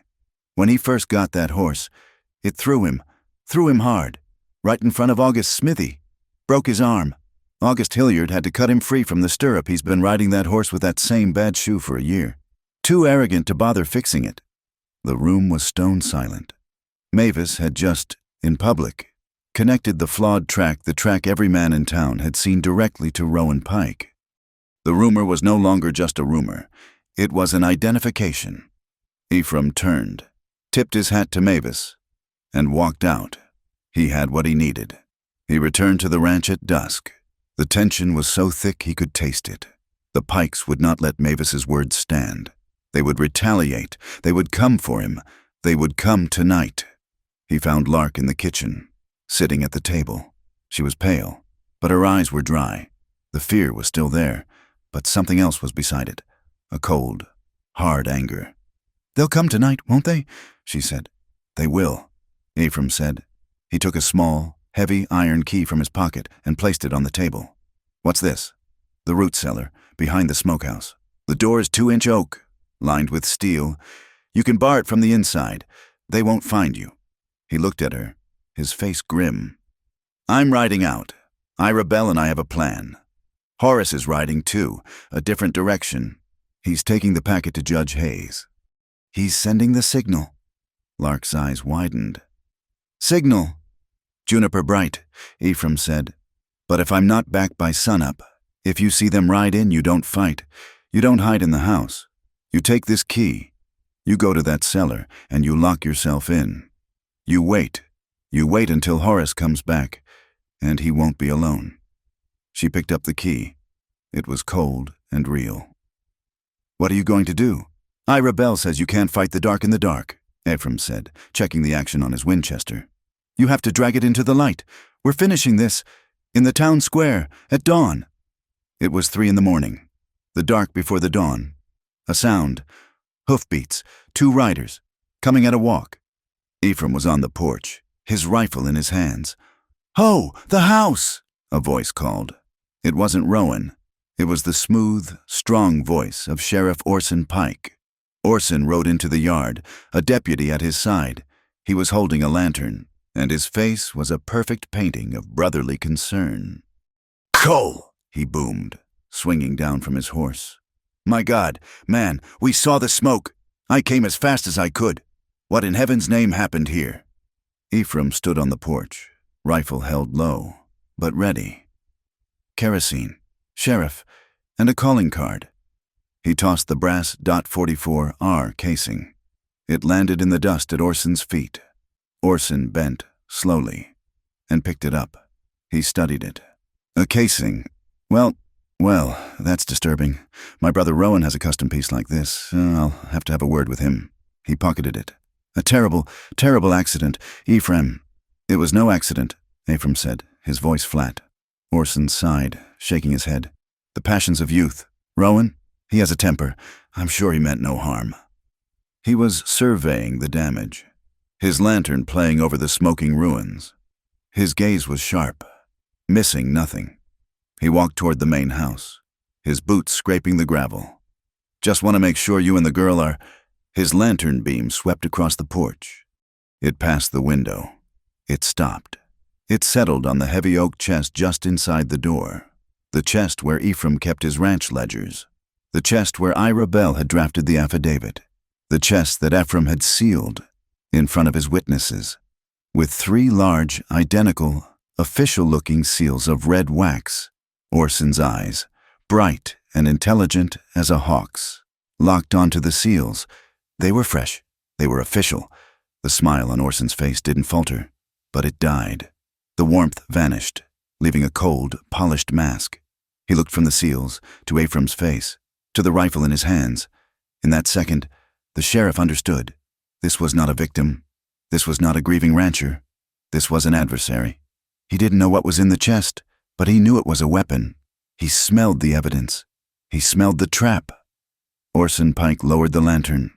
His voice, when he spoke, was a velvet purr, all the booming concern gone, replaced by something cold and deadly. "You be careful, Mr. Cole," he said. "A man can lose a lot, tending to fires.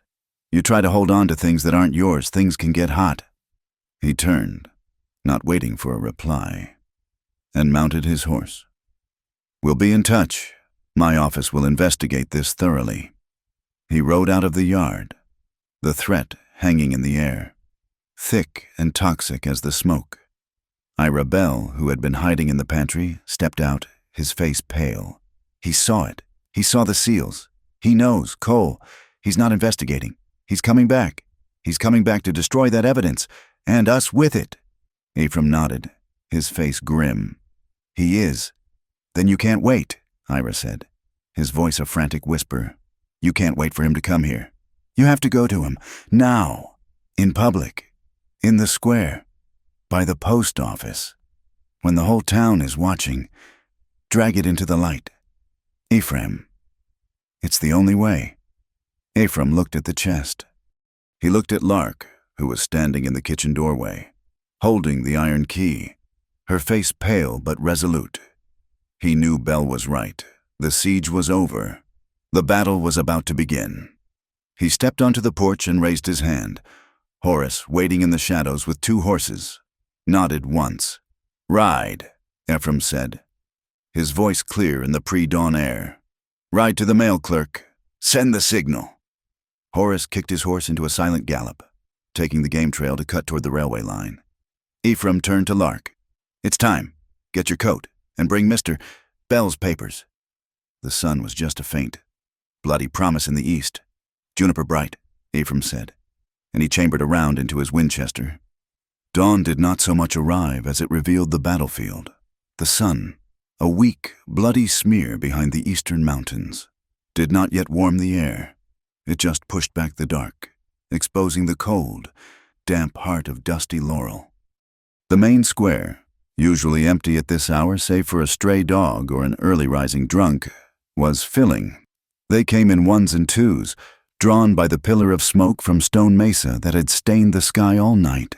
They came, drawn by the furious, righteous whispers of Mavis Rook and the grim, quiet nods of August Hilliard. They came, drawn by that electric, primal human instinct that knows when a long, tense peace is about to shatter. Ephraim Cole walked into the square. He did not ride. He walked, with Ira Bell on his left and Lark Delaney on his right. He was not a rancher this morning. He was a reckoning. In his left hand, he carried the heavy oak ledger box, its 3 red wax seals looking like fresh wounds. In his right, he carried the glass plate photograph, wrapped in dark cloth. Lark was not the girl from the kitchen. She was pale. Yes, she was visibly favoring her right side, her breathing shallow, but her chin was up. Her eyes, though wide with terror, were fixed forward. She was walking to her own execution, or her own liberation. They stopped at the foot of the post office steps. It was intentional, federal ground. A few feet of land the Pike brothers could not legally claim. The crowd gathered. August Hilliard, his massive arms crossed, stood by the water trough. Mavis Rook, her face pinched and resolute, stood near him. Mr. Pritchard, the mercantile owner, hovered near the back, wringing his hands. looking more like a man about to be sick than a witness, and Dr. Maid Duval, her black bag in hand, marched through the crowd and stood on the boardwalk, waiting. The door of the sheriff's office opened. Sheriff Orson Pike stepped out onto his them. He was immaculate. His black coat was brushed, his boots polished. The silver star on his vest was a point of blinding light. He smiled, a wide, concerned, pastoral smile. "Mr. Cole," he boomed, his voice full of false sympathy. "And Miss Delaney, thank heavens you're safe." We were just about to ride out. I saw the smoke a terrible, terrible tragedy at your ranch.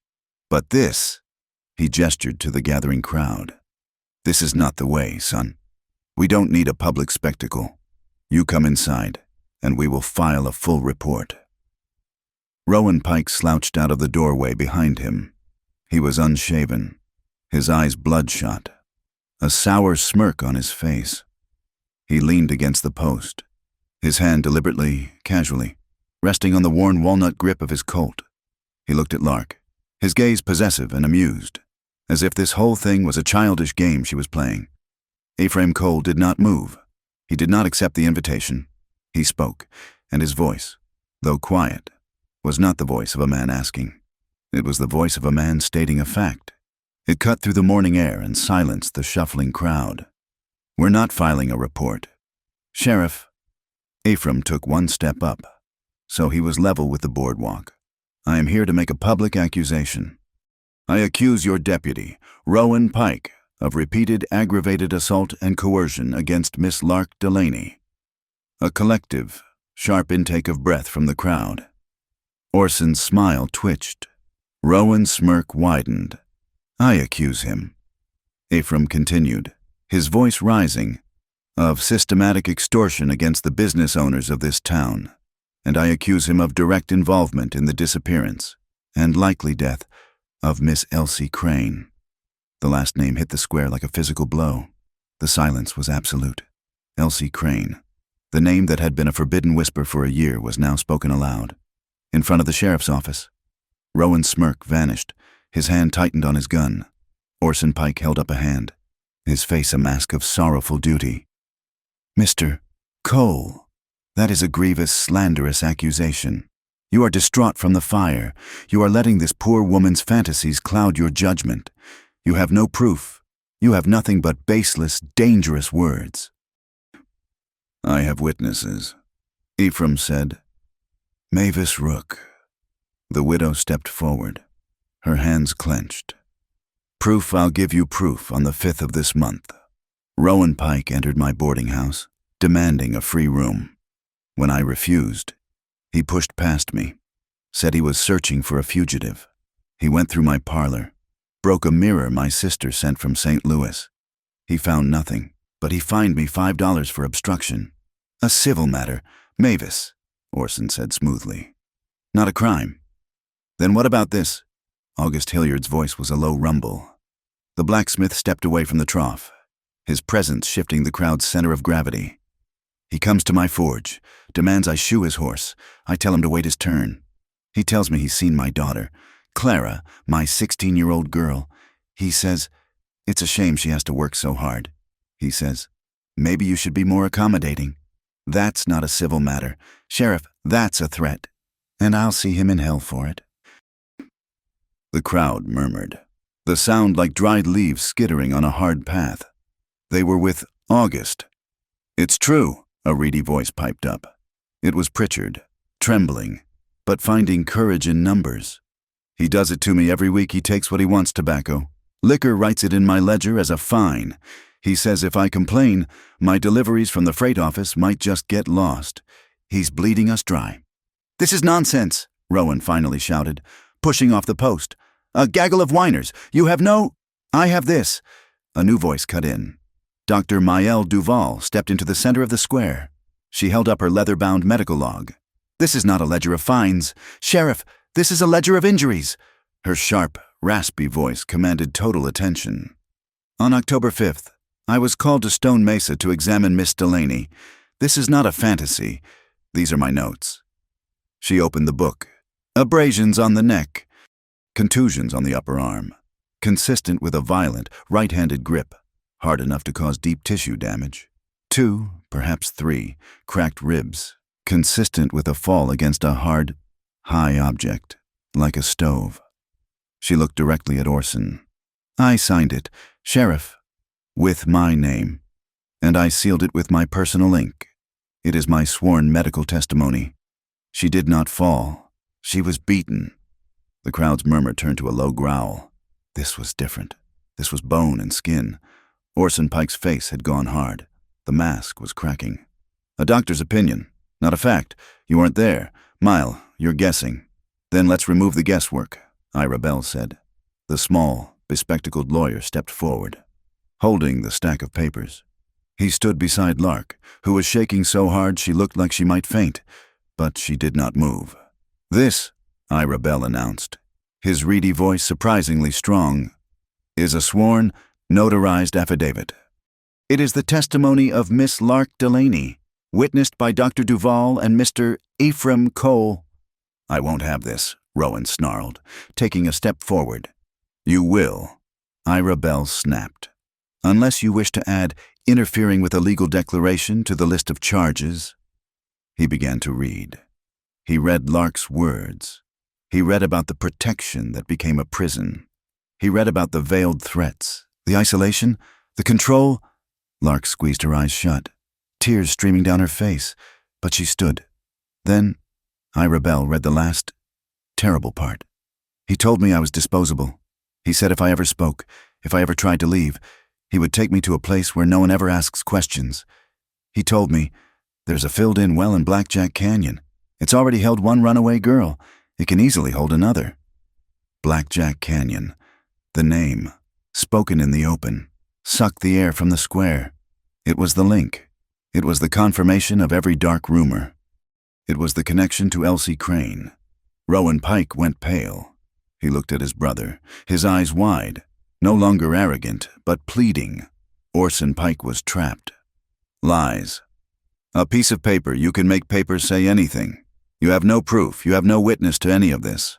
He's right, Ephraim Cole said, his voice calm. Paper can lie. Words can be twisted. He stepped forward. That's why I brought this. He unwrapped the dark cloth from the glass plate. He held it up. The early morning light was perfect, striking the glass, turning the negative image into a clear, ghostly positive. This, Ephraim said, is from the night of the storm, the night of the lightning strike. The crowd surged forward to see. It was unmistakable. The lightning had burned the image onto the glass. It was the doorway of Lark's cabin. The door was splintered, kicked from its hinges, and frozen in the center, his body coiled like a snake, his face a mask of pure, contorted rage, his hand raised to strike, was Rowan Pike. A collective gasp. This was not a rumor. This was not a story. This was a soul-bearing flash of light. Rowan looked at the image, and for a half-second, he looked like a man who had seen a ghost. He remembered the storm. He remembered the impossible flash of light. He was caught. Orson Pike was reeling, but he was a fighter. He was losing, and he knew it. He sneered. A trick as shadow. Look at it, it's chemicals, Silas, the photographer. He's a drunk. He'd fake an image for $5. Is that true? Mr. Silas, Ira Bell called out. The nervous photographer, who had been hiding behind August Hilliard, was pushed forward. I ain't a drunk, he stammered. Mr. Silas, Ira Bell said. You are the only man with a camera in this county, are you not? Yes, sir, a wet plate. And could this image be faked? Silas shook his head, finding his professional pride. No, sir, not that. That's an actinic flash. Lightning. It's a 1 in a million shot. It exposes the plate instantly. You can't fake that. It's like God himself took the picture. And who watched you develop this plate? Ira pressed. So, you couldn't tamper with it, Silas pointed.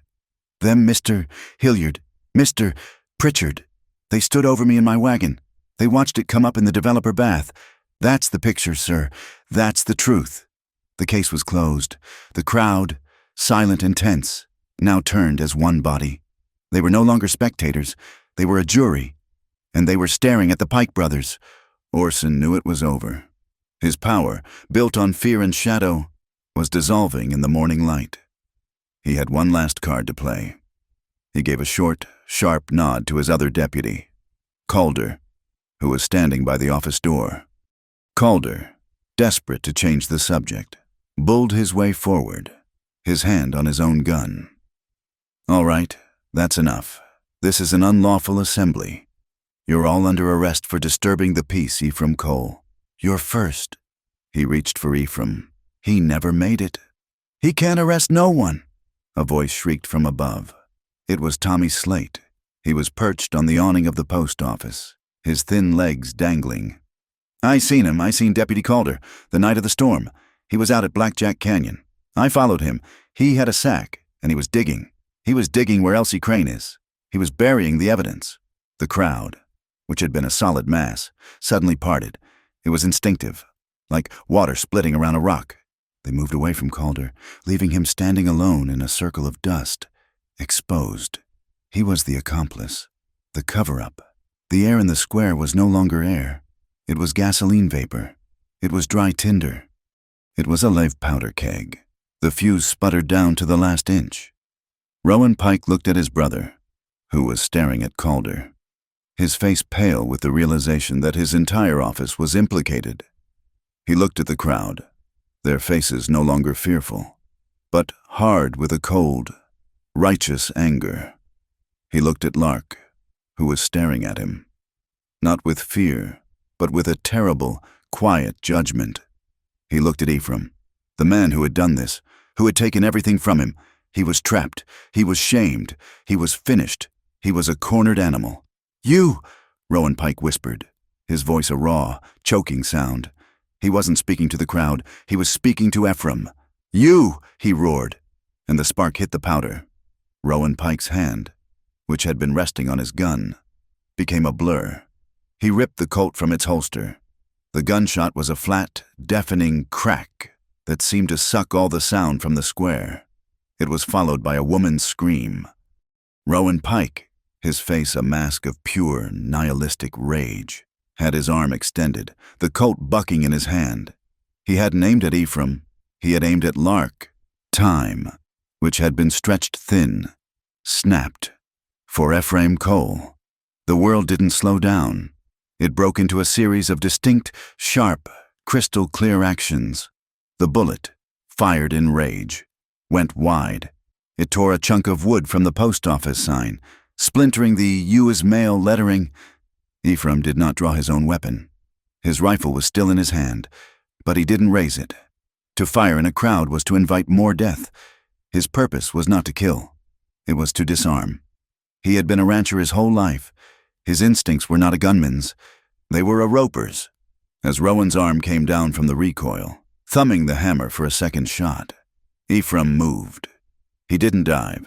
He launched himself sideways, his body low. He rolled, once, over the dusty boardwalk, past the federal mailbox. He was carrying a tool he had carried every day for 15 years, coiled on his belt. His lariat, in one fluid, practiced motion. He was on one knee, his right arm uncoiled. The loop of the lariat, heavy and stiff, did not widen to catch. He used it as a whip. The Honda, the weighted brass eye of the rope, struck Rowan Pike's wrist with the force of a blacksmith's hammer. It was a sound like a heavy branch snapping, a sharp, wet crack of bone. Rowan screamed, a high, thin sound of pure animal pain. The gun flew from his nerveless fingers, skittering across the boardwalk, spinning until it came to rest at the feet of a shocked Mr. Pritchard. The spell was broken. Chaos erupted. Sheriff Orson Pike, seeing his brother disarmed and his power evaporating, finally moved. His hand streaked inside his coat for the shoulder holster he always wore. He was drawing his own gun. "Back, all of you. You're all under—" "Think not." "Sheriff," a reedy voice snapped. Dr. Maëlle Duval, who had been standing, forgotten, with her black bag, took 2 steps forward, with the same clinical precision she had used to sketch Lark's wounds. She unclasped her bag, seized her heavy, square-cut glass inkwell, and threw it. She didn't throw it at his chest. She threw it at his face. The heavy glass bottle struck Orson Pike square between the eyes. It shattered, exploding in a shower of glass and thick, black, indelible ink, Orson bellowed, dropping his unfired gun. Clawing at his face, he was blinded, ink and blood streaming down his cheeks. "Get him!" Mavis Rook shrieked, her voice a battle cry. The crowd, which had been a ring of silent, fearful witnesses, now became a wave. They'd seen the law draw on an unarmed woman. They had seen the sheriff defeated by a 60-year-old doctor. The dam of their fear broke. August Hilliard, the blacksmith, was the first. He surged forward and grabbed Orson's gun arm, twisting it behind his back with a force that made the sheriff howl. Two miners grabbed the other arm. The crowd swarmed him, bearing him to the ground. A tide of sudden, furious, citizen justice. Rowan Pike, his right arm broken and useless, clutched his wrist, his face white with shock and pain. He looked for his gun. He looked for an escape. He found Horace, the old ranch hand, who had been standing by the horses, had moved. He wasn't fast, but he was solid. He just stepped into Rowan's path. He didn't have a gun. He just stood there, a gnarled, immovable wall of old-timers' resolve. "That's far enough, boy," Horace said, his voice a low gravel. Rowan, his eyes wild, lunged at the old man with his left hand. He never made it. Ephraim was on him.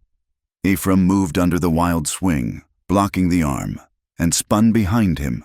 He snaked his right arm under Rowan's, up and over the shoulder, locking his bicep against Rowan's neck. He clasped his other hand, cinching the hold. It was a lock he used to hold down calves for branding. It was unbreakable. He lifted, taking all of Rowan's weight off the ground, cutting off his air. Rowan kicked, his boots drumming uselessly against Ephraim's shins. He was trapped, neutralized. "Hold in the name of the county." The voice was new. It was loud, and it was absolute. The crowd froze. Ephraim turned his head, his grip on Rowan still tight. 3 men on horseback had entered the square. They hadn't come from the dusty Laurel Trail. They had come from the North Road, the road to Cotton Ridge. The man in the lead was tall, his face lean and hard. He wore a long duster, and on his vest was a star. But it wasn't the tin star of a town sheriff. It was the heavy silver star of a United States territorial marshal. He had a shotgun in his hands, leveled not at Ephraim, but at the 2 subdued Pike brothers. "I am Marshal Brody," the man said, his eyes taking in the scene. "I am here on the authority of Circuit Judge Hayes. I have a warrant for the arrest of Sheriff Orson Pike and Deputy Rowan Pike on suspicion of extortion, conspiracy, and obstruction of justice." He looked at the ink-covered, subdued Orson and the half-choked, defeated Rowan. He nodded at Ephraim. "Looks like you gentlemen saved me the trouble." Horace stepped forward, a grin cracking his leathery, soot-stained face. "The signal was Juniper Bright. Marshal, we're glad you got the message." The marshal dismounted. "The judge takes a message like that very seriously. We've been riding since midnight." He looked at August, who still had Orson in a grip of iron. "Sir, if you'll be so kind as to release the prisoner into my custody." The fight was over. The siege was broken. A fine, misty rain began to fall. It was cold, and it began to turn the dust of the square into a dark, clean mud. The crowd, their anger spent, began to murmur. They were victorious, but dazed. Ephraim loosened his grip. Rowan Pike slumped to the ground, gasping, holding his broken wrist, defeated. Ephraim looked around. His eyes searched, and found her. Lark was still on the steps of the post office. She was standing exactly where she had been when Rowan fired. She was untouched. She was staring at the gun on the boardwalk. The gun that had been meant for her. The adrenaline that had held her upright, that had given her the courage to walk into this square, was gone. A violent, uncontrollable shudder racked her body. Her knees buckled. Ephraim was there. In 2 long strides, he was on the steps, his arm around her. He pulled her away from the center of the square, back under the narrow wooden awning of the post office, shielding her from the crowd, shielding her from the rain. The moment she was in his arms, The last of her strength gave way. She collapsed against him. Not in a faint, but in a flood of release. A sound, a terrible, thin sound, halfway between a sob and a gasp, tore out of her. She buried her face in the rough wool of his coat, in the hollow of his shoulder, and she began to shake. It was not a gentle trembling. It was a deep, bone-rattling ague. The physical echo of 2 months of terror, of the night in the line cabin, of the fire, of the gunshot. It was the shock of survival. Ephraim held her. He just stood there, his large, solid body, a wall between her and the world. He felt the tremors that shook her. He could feel her heart hammering against his own chest, a frantic, trapped bird rhythm. He could feel her breath, hot and ragged and wet with tears, against his neck. He put one hand, his large, calloused, rancher's hand, on the back of her head, his fingers tangling in her hair. His other hand went to her back. He began to rub, a slow, steady, reassuring circle, from her shoulder blade, down her spine, and back up. He didn't say a word. He just held her, pouring his own steadiness into her, absorbing the shock. He smelled the soap on her hair, and the clean, cold scent of the rain. After a long time, the violent shaking began to subside, easing into a fine tremor. She didn't pull away. She just tilted her head back, lifting her face to his. Her eyes were awash, slick with tears, but behind the tears, he saw it. The thing he had seen a glimpse of in the kitchen. The thing that had walked her into this square. It wasn't fear. It was a core of pure, tempered steel. Her gaze was wet, but it was resolute. She was looking at him as if she was seeing him for the first time. Not as Mr. Cole, her employer, not as her protector, as a man. He looked down at her split lip, at the brave, terrified set of her jaw. Neither of them planned it. Neither of them could have stopped it. He lowered his head. She rose on her toes. Their lips met. It was not a kiss of victory. It was a kiss of necessity. It was deep, but it was profoundly gentle. It was two people, lost in the cold, who had finally found a source of fire. It was hesitant for a bare second. Then it was sure. It was a finding. It was a claiming. It was a promise, made and sealed in the space of a single breath. The world outside the murmur of the crowd, the marshal's sharp commands, the soft patter of the rain, it all fell away, leaving only the two of them pressed close under the awning, their breath mingling, their heartbeats, frantic and slow, finding a new, shared rhythm. She clung to him, her hands, which had been fisted at her sides, rising to grip the front of his shirt, balling the rough material in her fists as if she was afraid he, too, might be an illusion. She pulled him closer. He broke the kiss, but he didn't move away. He rested his forehead against hers. He was close enough to see the freckles on her nose, to feel the dampness of her lashes. "You're safe," he whispered, his voice rough. "It's over, Lark. You're safe now." She closed her eyes, a single tear escaping, and let out a long, shuddering sigh. It was the first full, deep breath she had taken in months. She was pressed against him, chest to chest, and she could feel the slow, solid beat of his heart under her ear, a counterpoint to the chaos that had just passed. It was the sound of bedrock. It was warm. It was real.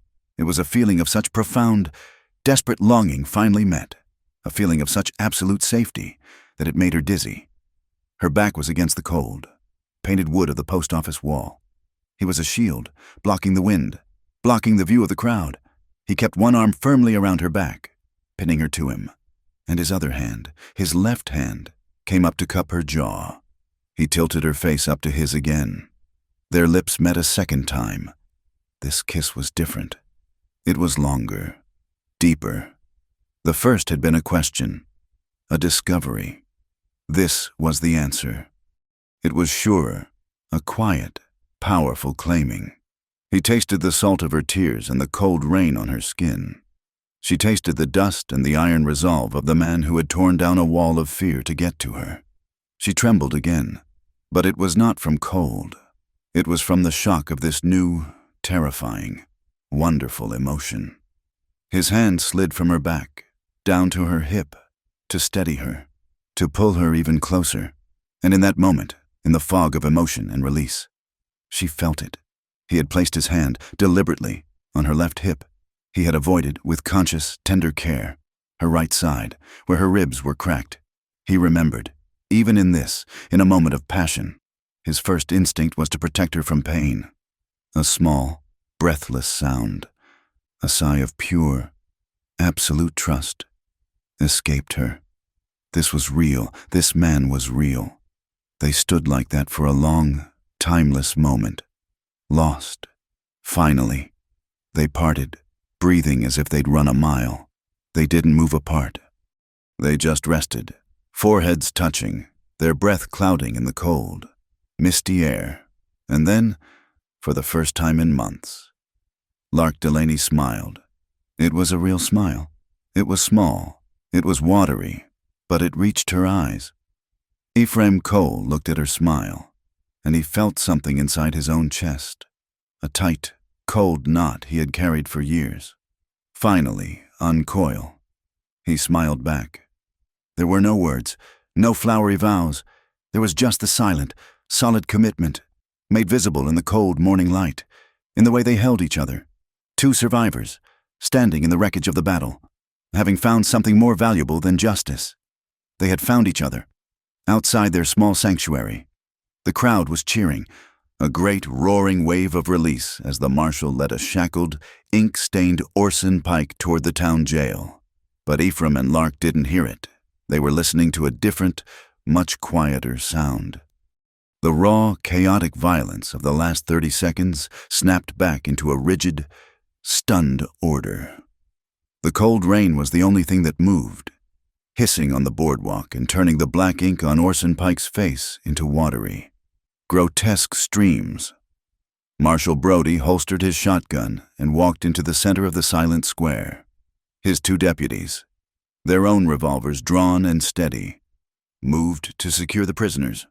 "Deputy," Brody said to one of his men, "disarm them, all of them."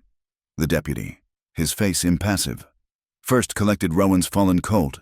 Then he stepped to the gasping, whimpering Rowan and pulled a long skinning knife from his boot. He moved to Orson, who was still being held by August Hilliard, and plucked the dropped revolver from the boardwalk. He unbuckled Orson's gun belt and pulled the coat back, taking the shoulder holster and its pistol as well. He did the same to Calder, who offered no resistance, his face the color of spoiled milk. The weapons were piled on the post office steps, a small mountain of useless brass and steel. "Sheriff Orson Pike," Marshal Brody said, his voice ringing with formal authority, "you are hereby relieved of your duties, pending a full circuit court investigation." He reached out and, with 2 fingers, grabbed the shiny silver star. He pulled. The fabric of Orson's coat ripped. He held the star in his palm, looked at it, then tossed it into the mud. "This," he said, pulling a folded set of papers from his duster, "is a provisional warrant signed and sealed by Circuit Judge Malachi Hayes from Cotton Ridge. It authorizes me to assume temporary control of this township, to seize all official records from the sheriff's office, and to detain any officer of that office suspected of criminal malfeasance, namely, you and you." He pointed at Orson, then at Rowan, Orson Pike, wiping the ink and blood from his stinging eyes, finally found his voice. It was no longer a boom. It was a lawyer's snarl. "A warrant! On what grounds you can't just ride in here? This is my town. You have no jurisdiction based on what, the word of a failed rancher?" "No, Sheriff," Marshal Brody said, his voice cold. "I have it on the word of a man who understands the telegraph.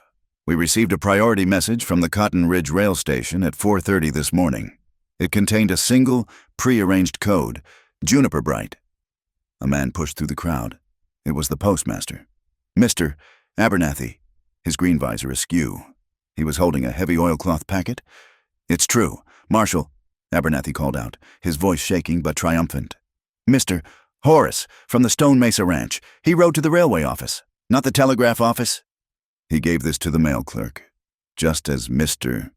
Cole arranged a sealed packet, marked for Judge Hayes himself. To be sent on the signal only, he told the clerk to wire the signal. It was a contingency plan. A roar went up from the crowd. It was a cheer. It was the sound of 100 people realizing they had not acted as a mob, but as the trigger for a larger legal justice. Ephraim had planned for this. He had planned for the law beyond the pikes. "That packet," Ephraim said, his voice steady as he held Lark, "contains my own testimony and a letter requesting the judge's intervention. But it's only the copy. The original evidence is here." Ira Bell, his legal instincts now fully ignited, stepped forward, holding the heavy oak ledger box with its 3 thumb-printed wax seals. "Marshal Brody," he said, his voice clear and precise. "As a registered officer of the Territorial Court, I formally present this sealed box of evidence, recovered from Blackjack Canyon on the night of October 7th. It was sealed by me in the presence of 3 witnesses, August Hilliard, Mavis Rook, and Obadiah Pritchard, all of whom affixed their mark. It contains items we believe belong to the missing woman, Elsie Crane." "You found nothing?" Orson spat. "A box of rocks. A desperate, pathetic. Is that a handkerchief, then, Sheriff?" Ira Bell snapped, using a pocket knife to cut the seals and open the box. He held up the mud-stained linen with its embroidered EC. "Or this locket." "It's hers," a cracked voice said from the edge of the crowd.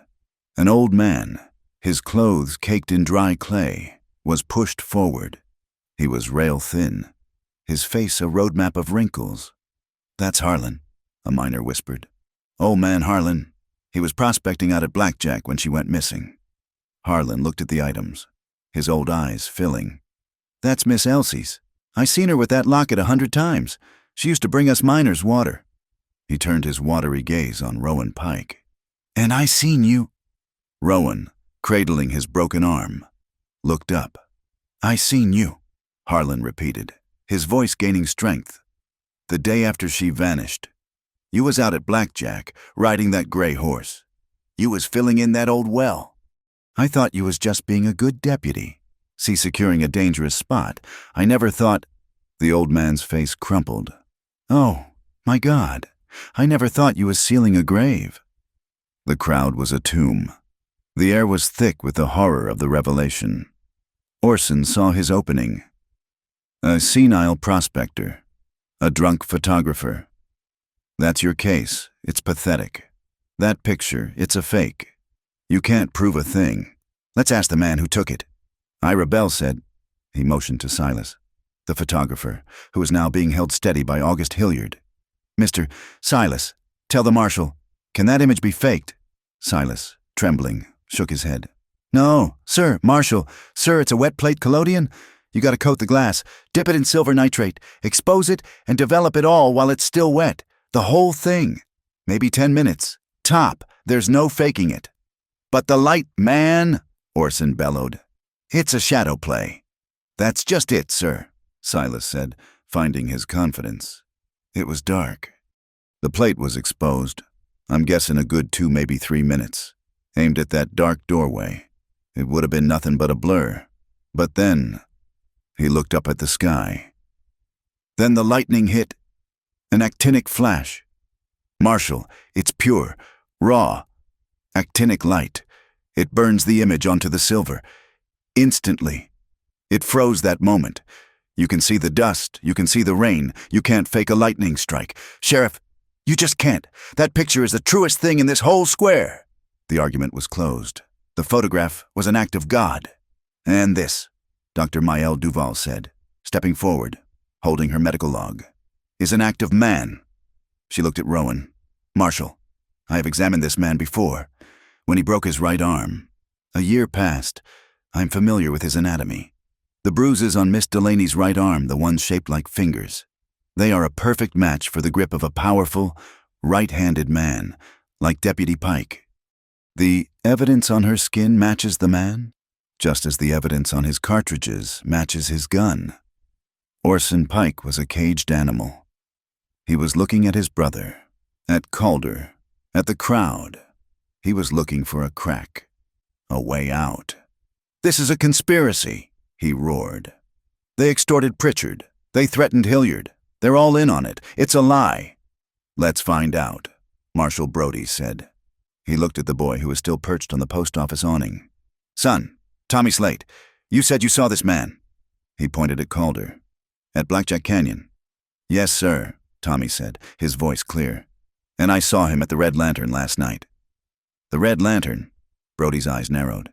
He looked at the saloon's owner, who was trying to look invisible. "Mr. Slate, what did you see?" "He was in the cellar with the owner. He was changing the ledger, the one where Mr. Cole saw Rowan's finds." Brody's head snapped to the saloon owner. "Show me." Led by Tommy, the marshal, his deputy, and a trembling saloon owner walked across the square. They disappeared into the Red Lantern. The square waited. The silence was absolute. Ephraim held Lark's hand. 2 minutes later, the marshal emerged. He was holding a large, dusty ledger. "Well, Sheriff," Brody said, holding the book open, "it seems your office is very diligent. An entire account, just for RP, paid out in whiskey and cash, and another for OP, Orson Pike. Looks like you took a 30% cut of all your brother's fines. A service fee, I suppose." He tossed the ledger into the mud, next to the star. "It's a lie," Orson screamed. "That's not my signature, that's a forgery." The marshal looked at Calder. The deputy was shaking so hard his teeth were chattering. "Deputy Calder," the marshal said, his voice dropping to a conversational, deadly quiet. "Your brothers are finished. Their accounts are in the mud. Right now, you are facing a charge of conspiracy to commit murder. Aiding burying a body. That's a hanging offense." Calder's knees gave out. He sank to the ground. The marshal said, "You are a witness. You tell me what you buried. You tell me what you did for Rowan Pike, right now, and I will speak to Judge Hayes on your behalf." Calder broke. He dissolved into a sobbing, pathetic mess. "A sack," he wept. "It was just a sack, Rowan. He told me to get it from his office. It was her things, her dress, her boots. He told me to bury it deep in the mine to get rid of it. He was afraid after Mr. Cole found the locket. He was afraid I was just following orders. I didn't kill her, I swear to God." "I didn't kill her." It was over. The house of cards, built on fear, lies, and extortion, had been blown down. Marshal Brody looked at the crowd. "And what of you, Miss Delaney?" Lark, who had been leaning on Ephraim, took a deep breath. She let go of his hand. She took one step forward, by herself.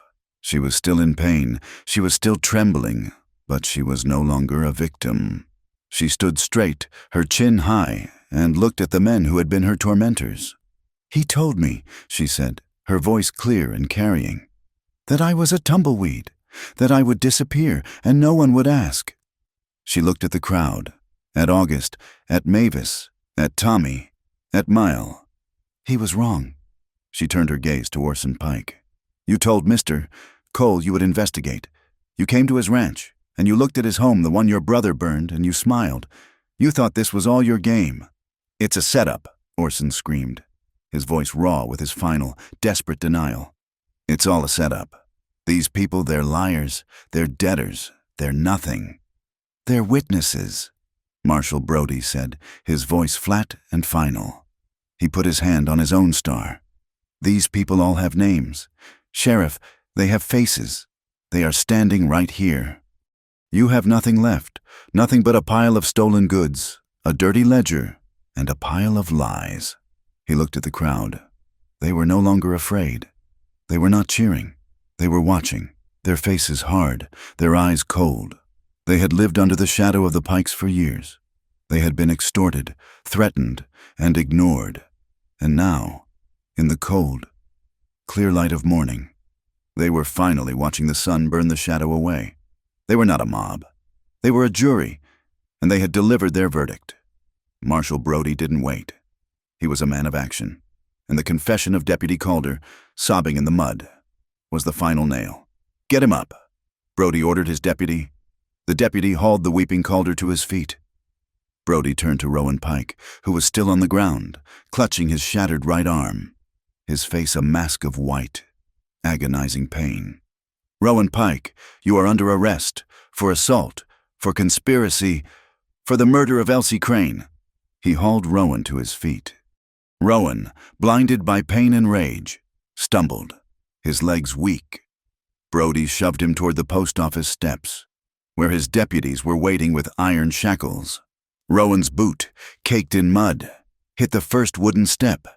It was the exact spot, the very piece of wood where the lightning flash had burned his image onto the glass plate, the threshold he had crossed in violence. His boot slipped.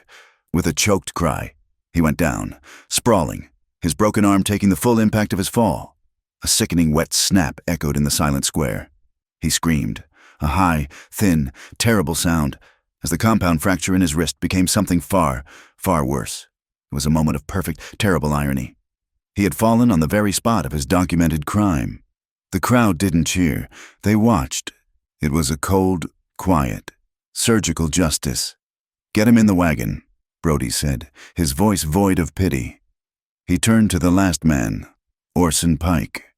The sheriff, his face a grotesque mask of drying ink, his eyes burning with a hatred that was almost pure, was no longer speaking.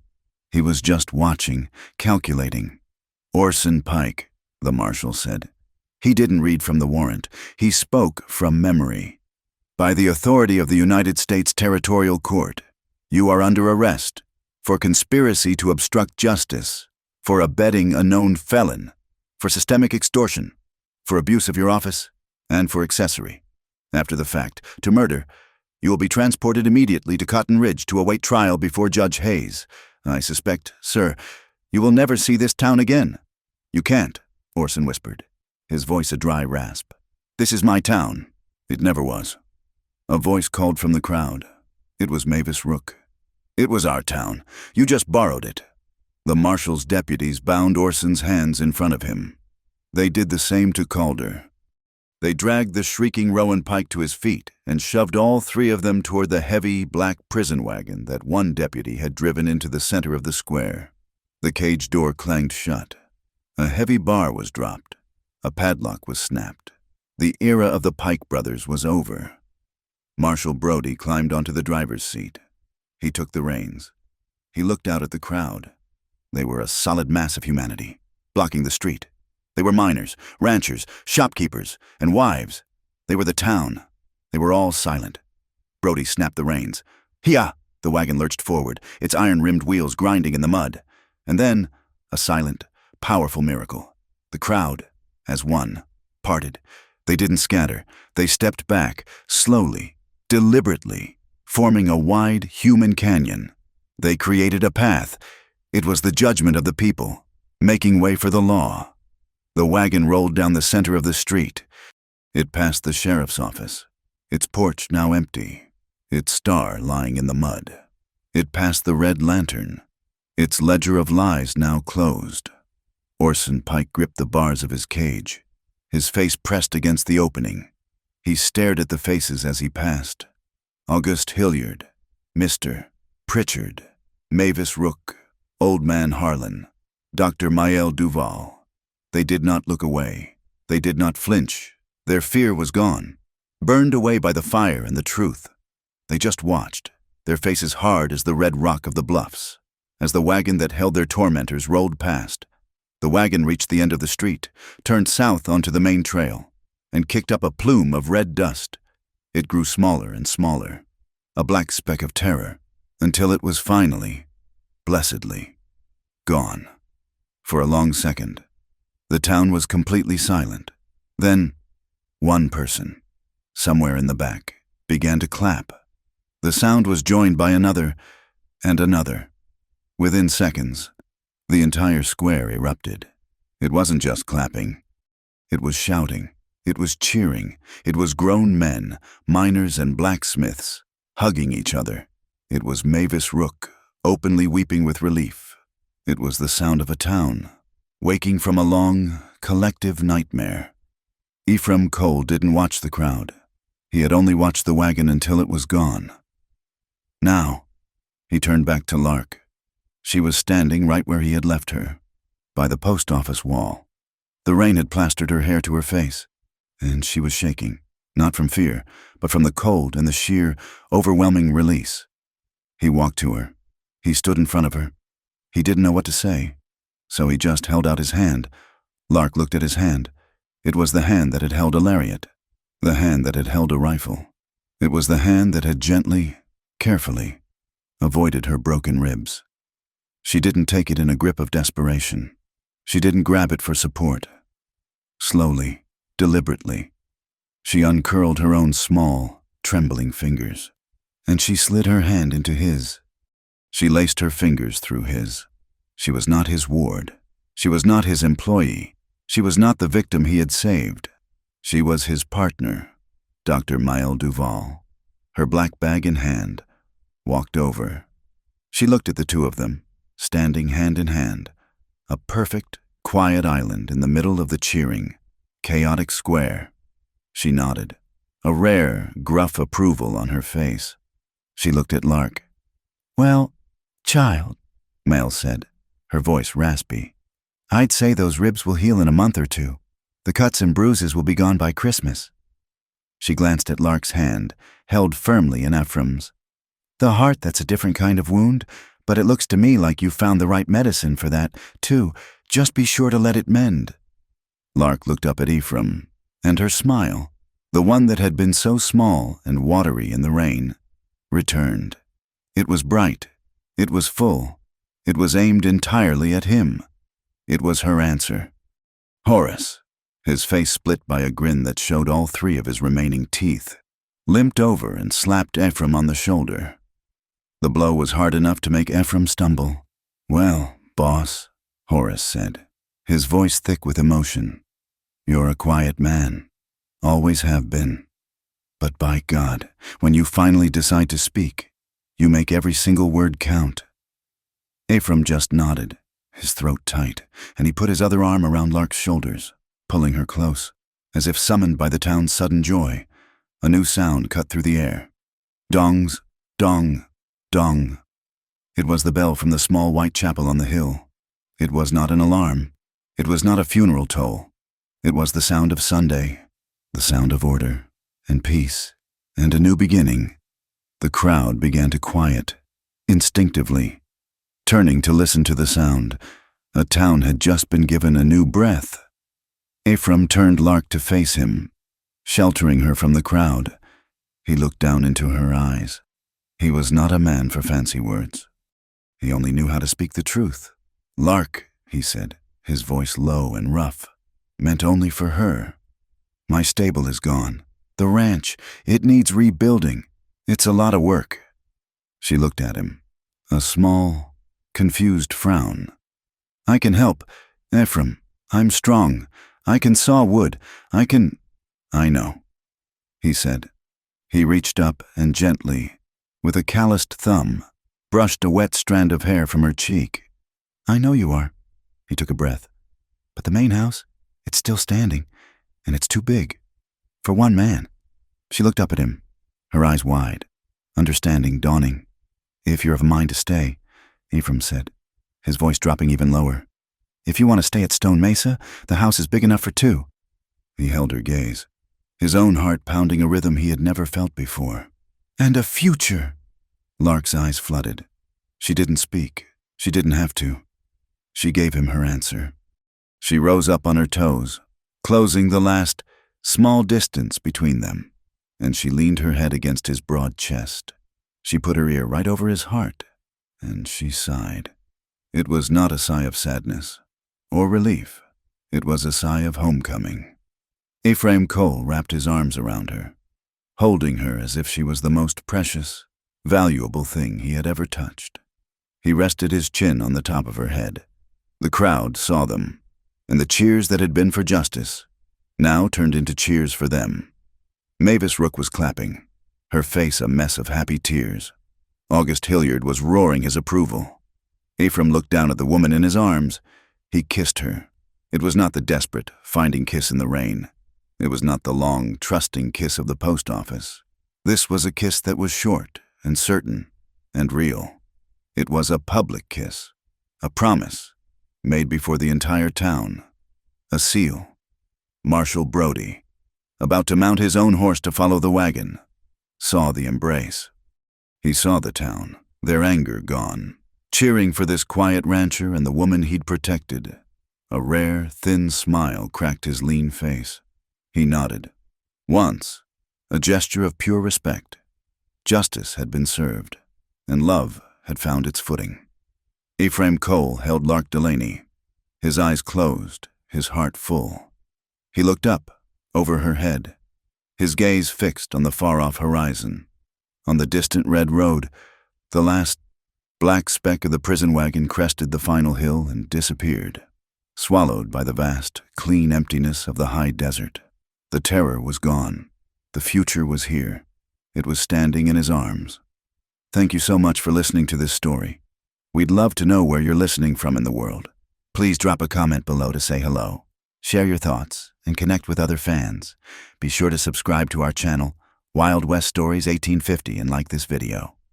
And if you want to help this story reach even more listeners, please hit that hype button to show your support. We'll see you in the next one.